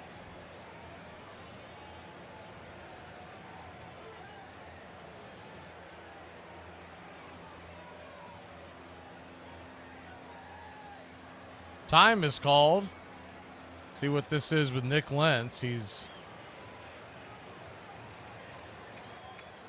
some kind of I don't know what this is. They're having a delay out there. Nick Lentz going out there and talking to Alvarez and Henriquez. But he never really reached the mound. He just went out there. I guess maybe they're checking on the pitch comm. The 0-2. Swing, lifts high into center field, drifting back, making the catch. And Taylor will end the inning with an F4. We'll be back in a flash. We go to the ninth, 10-2, here in the NLCS 2024, New York City. Stop eating so much cheese. This is how much cheese you're allowed to eat, according to health insurance provider Bupa. So get your small matchbox out and measure it, you big whale.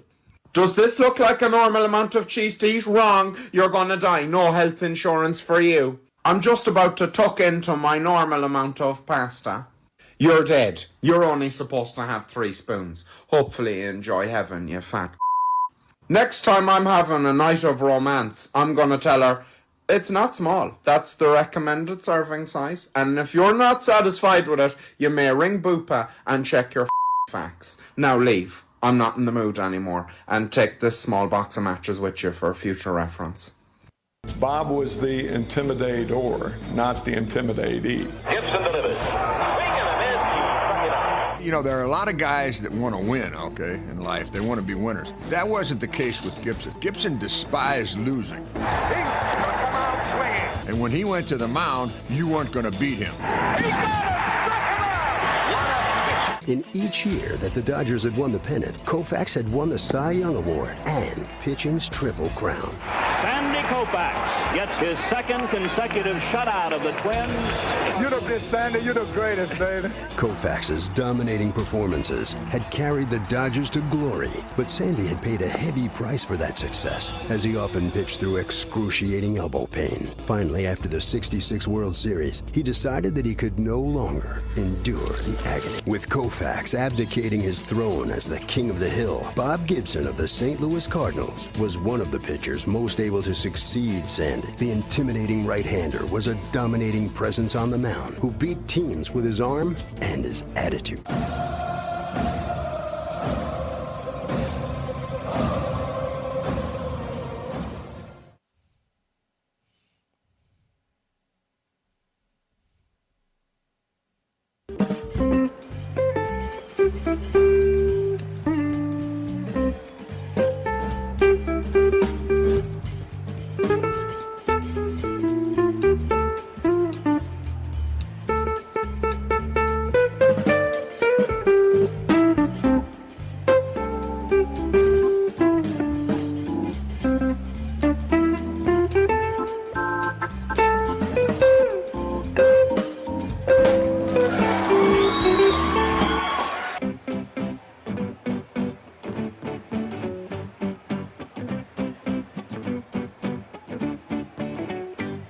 Welcome back.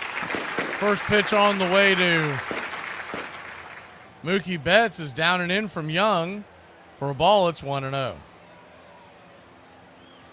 The 1-0. Lefty-righty matchup pitch, down and in, 2-0.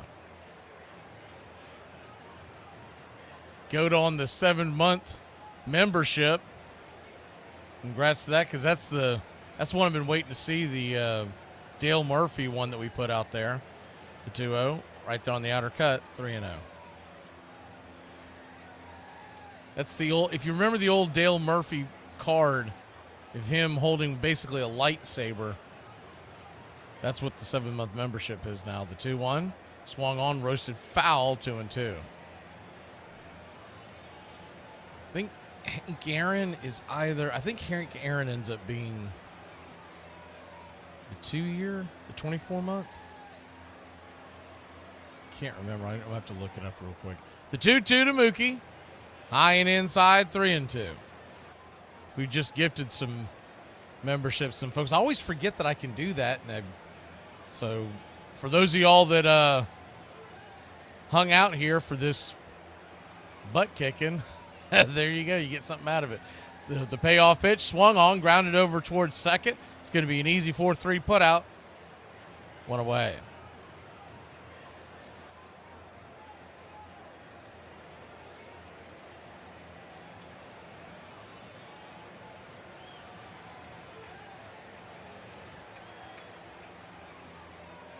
Oh, I know. Okay, yeah.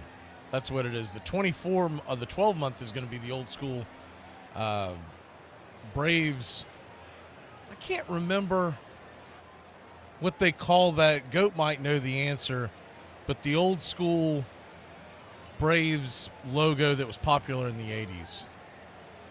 It's currently an emoji right now with this, but it's a badge for the 12-month of the country club. An 0-2 count to Kiermaier, who came in for defensive purposes. The 0-2 misses outside wide, 1-2.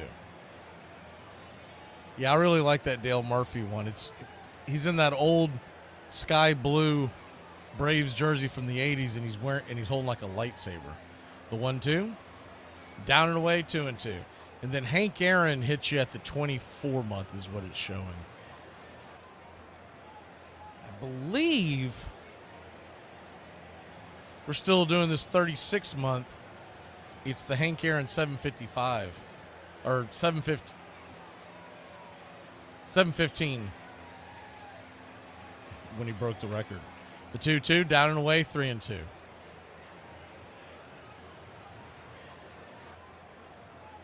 Dodgers 3, Mets 2, top of the 9th inning. Yeah, I like those old school jerseys too. They're my favorite. The payoff pitch, swing and a miss, strike 3, 2 away. But that's probably just because that's the jersey I grew up on. Like when I was a kid, that was the very first jersey they ever wore. Excuse me. So I'm just seeing the highlights now of that Guardians-Yankees. So it was a 2-run home run by Noel, and then a 2-run to tie the game, and then a 2-run home run in the 10th to win the game by Fry. I saw the Fry one. I did not know that Noel hit one against Weaver in the 9th. I knew they'd scored 2 runs. As the pitch is swung on, it's a comebacker to the mound. Young's got it, flips it to first, and that'll end the inning. 3 up, 3 down. We head to the bottom of the 9th. The Mets need a touchdown and a 2-point conversion to tie this one, or they'll go down 3-1. Stop putting mirrors right beside the shower so I can see myself cleaning my own arse. If you like doing that, there's something wrong with you. I don't even understand how it's helpful. It's not like a better view is particularly useful in the shower. If you're having to carry out a visual inspection to see whether you're clean or not, you're not clean. I don't need to be confronted with the cold, hard reality of my body when I'm just trying to relax and clean myself. The shower is a time of peace. You do a bit of singing, you do a bit of thinking. Now, if I go to a hotel, I have to look at a big, fat, hairy man having a shower. I've got a good use for AI, actually. Mirrors should detect if I'm naked and censor me. I should get one of them messages like you get on Instagram. This is graphic content. Are you sure you're ready to view it? Cardinal outfielder Lou Brock shared Gibson's passion for winning. Baseball was a war against your opposition. The Cardinals' tradition, the Cardinal pride had a lot to do with that. The slender, speedy Brock had become one of the most disruptive players in all of baseball. You imagine yourself as a pitcher even 2 or 3 days before you came into St. Louis. The guy you had to think about was Brock. You know, not only was this guy a great base stealer, he was a 300 hitter. He was really the ignition for that baseball team. Brock had joined the Cardinals in 1964 and teamed with Gibson to help lead St. Louis to a World Series victory. But by '66, the Cards were struggling as they slipped to 6th place and were dead last in the league in runs scored. We didn't have big hitters in the middle of our lineup. In order to change that, they gambled by trading. As a Yankee, Roger Maris had outdueled Mickey Mantle to break Babe Ruth's fabled single-season home run record. He was always dealing with the image of Mickey Mantle as the player who could do no wrong. Maris is a ball player's ball player. He's great with his teammates. He's great in the clubhouse. He just fit into our little family perfectly.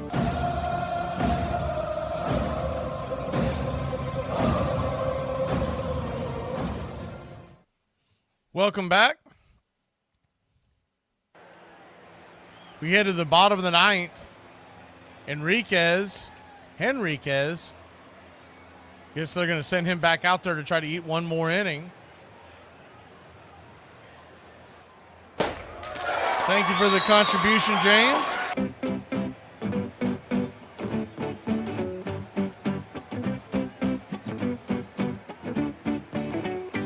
Henriquez will be going back out there. 10-2 your score. So as of right now, tomorrow's game, I know we've mentioned this a few times, but is the first pitch on the way to Lindor. It's down and in for a ball. It's 1-0. It is set for Jack Flaherty of the Dodgers. They have not decided who's going to pitch for the Mets. But obviously it's all hands on deck as the 1-0, chop foul, 1-1.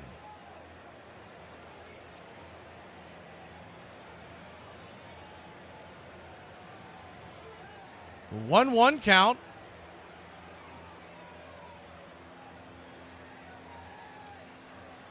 You got Jack Flaherty going on the mound for the Dodgers. Your back's up against the wall if you're the Mets. 1-1, check swing.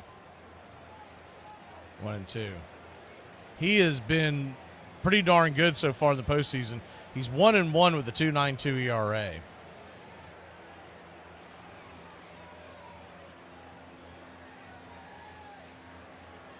The 1-2. Brings it. Swing and a miss. Strike 3. Chase 99 off the plate. 1 away.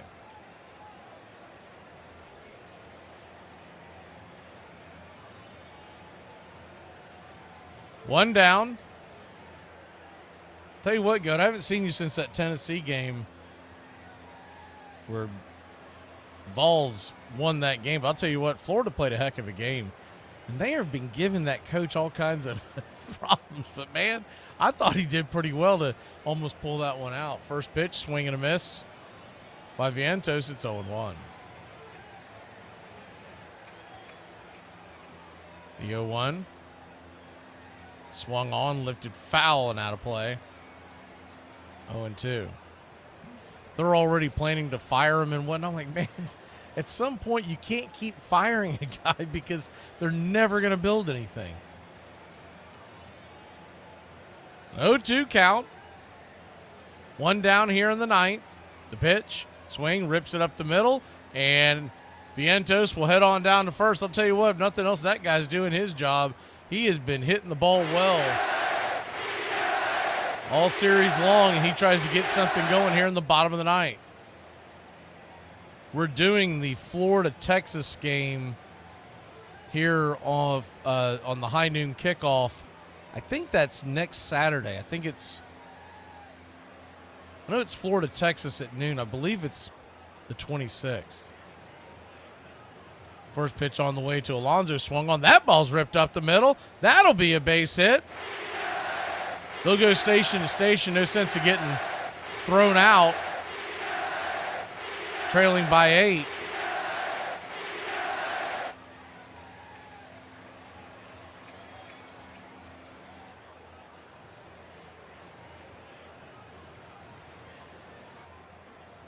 Brandon Nimmo now the batter.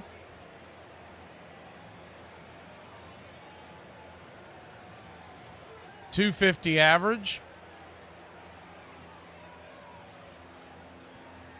Here in the postseason, he's 2 for 4 tonight. First pitch on the way. Brings it. Swing. That ball's ripped over to first. Off the glove of Muncy. Fires it over to second. It's going to be a 3-6 put out.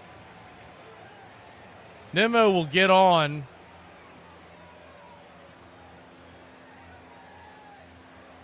With a fielder's choice. It's a little surprised they threw it down to short. If I'm Muncy, I just take the easy out. But he tried to keep one runner out of scoring position. I mean, up by 8 seems kind of foolish to risk that, but he got the out. First pitch to Marte in the dirt. 1-0.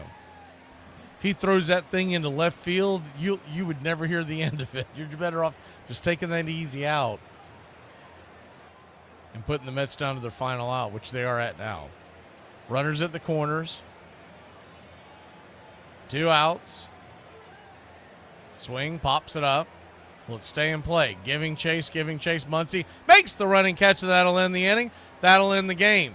Dodgers win another laugher, 10-2 in a game. Man, you could go a number of different places here for this game. I'm going to go ahead and say player of the game. This might be one of the more difficult ones because The Shohei Ohtani home run was huge. The Mookie Betts home run was huge. I guess I'm going to have to go with Mookie because he not only did he have a home run, he had 4 RBIs. He went 4 for 6, 3 runs. Not that Shohei Ohtani had a bad game, but he scored 4 runs, 3 walks, and 1 home run. But Mookie got him home. So let's give the game ball to Mookie Betts. The Dodgers win it 10-2, and we'll be back for game number 5. It could be a series clincher if the Mets don't wake up. Jack Flaherty versus question mark. We'll probably find out at the post-game show tonight. Y'all have a great one. I got to get up at the crack of you know what to get to work. We'll see you tomorrow.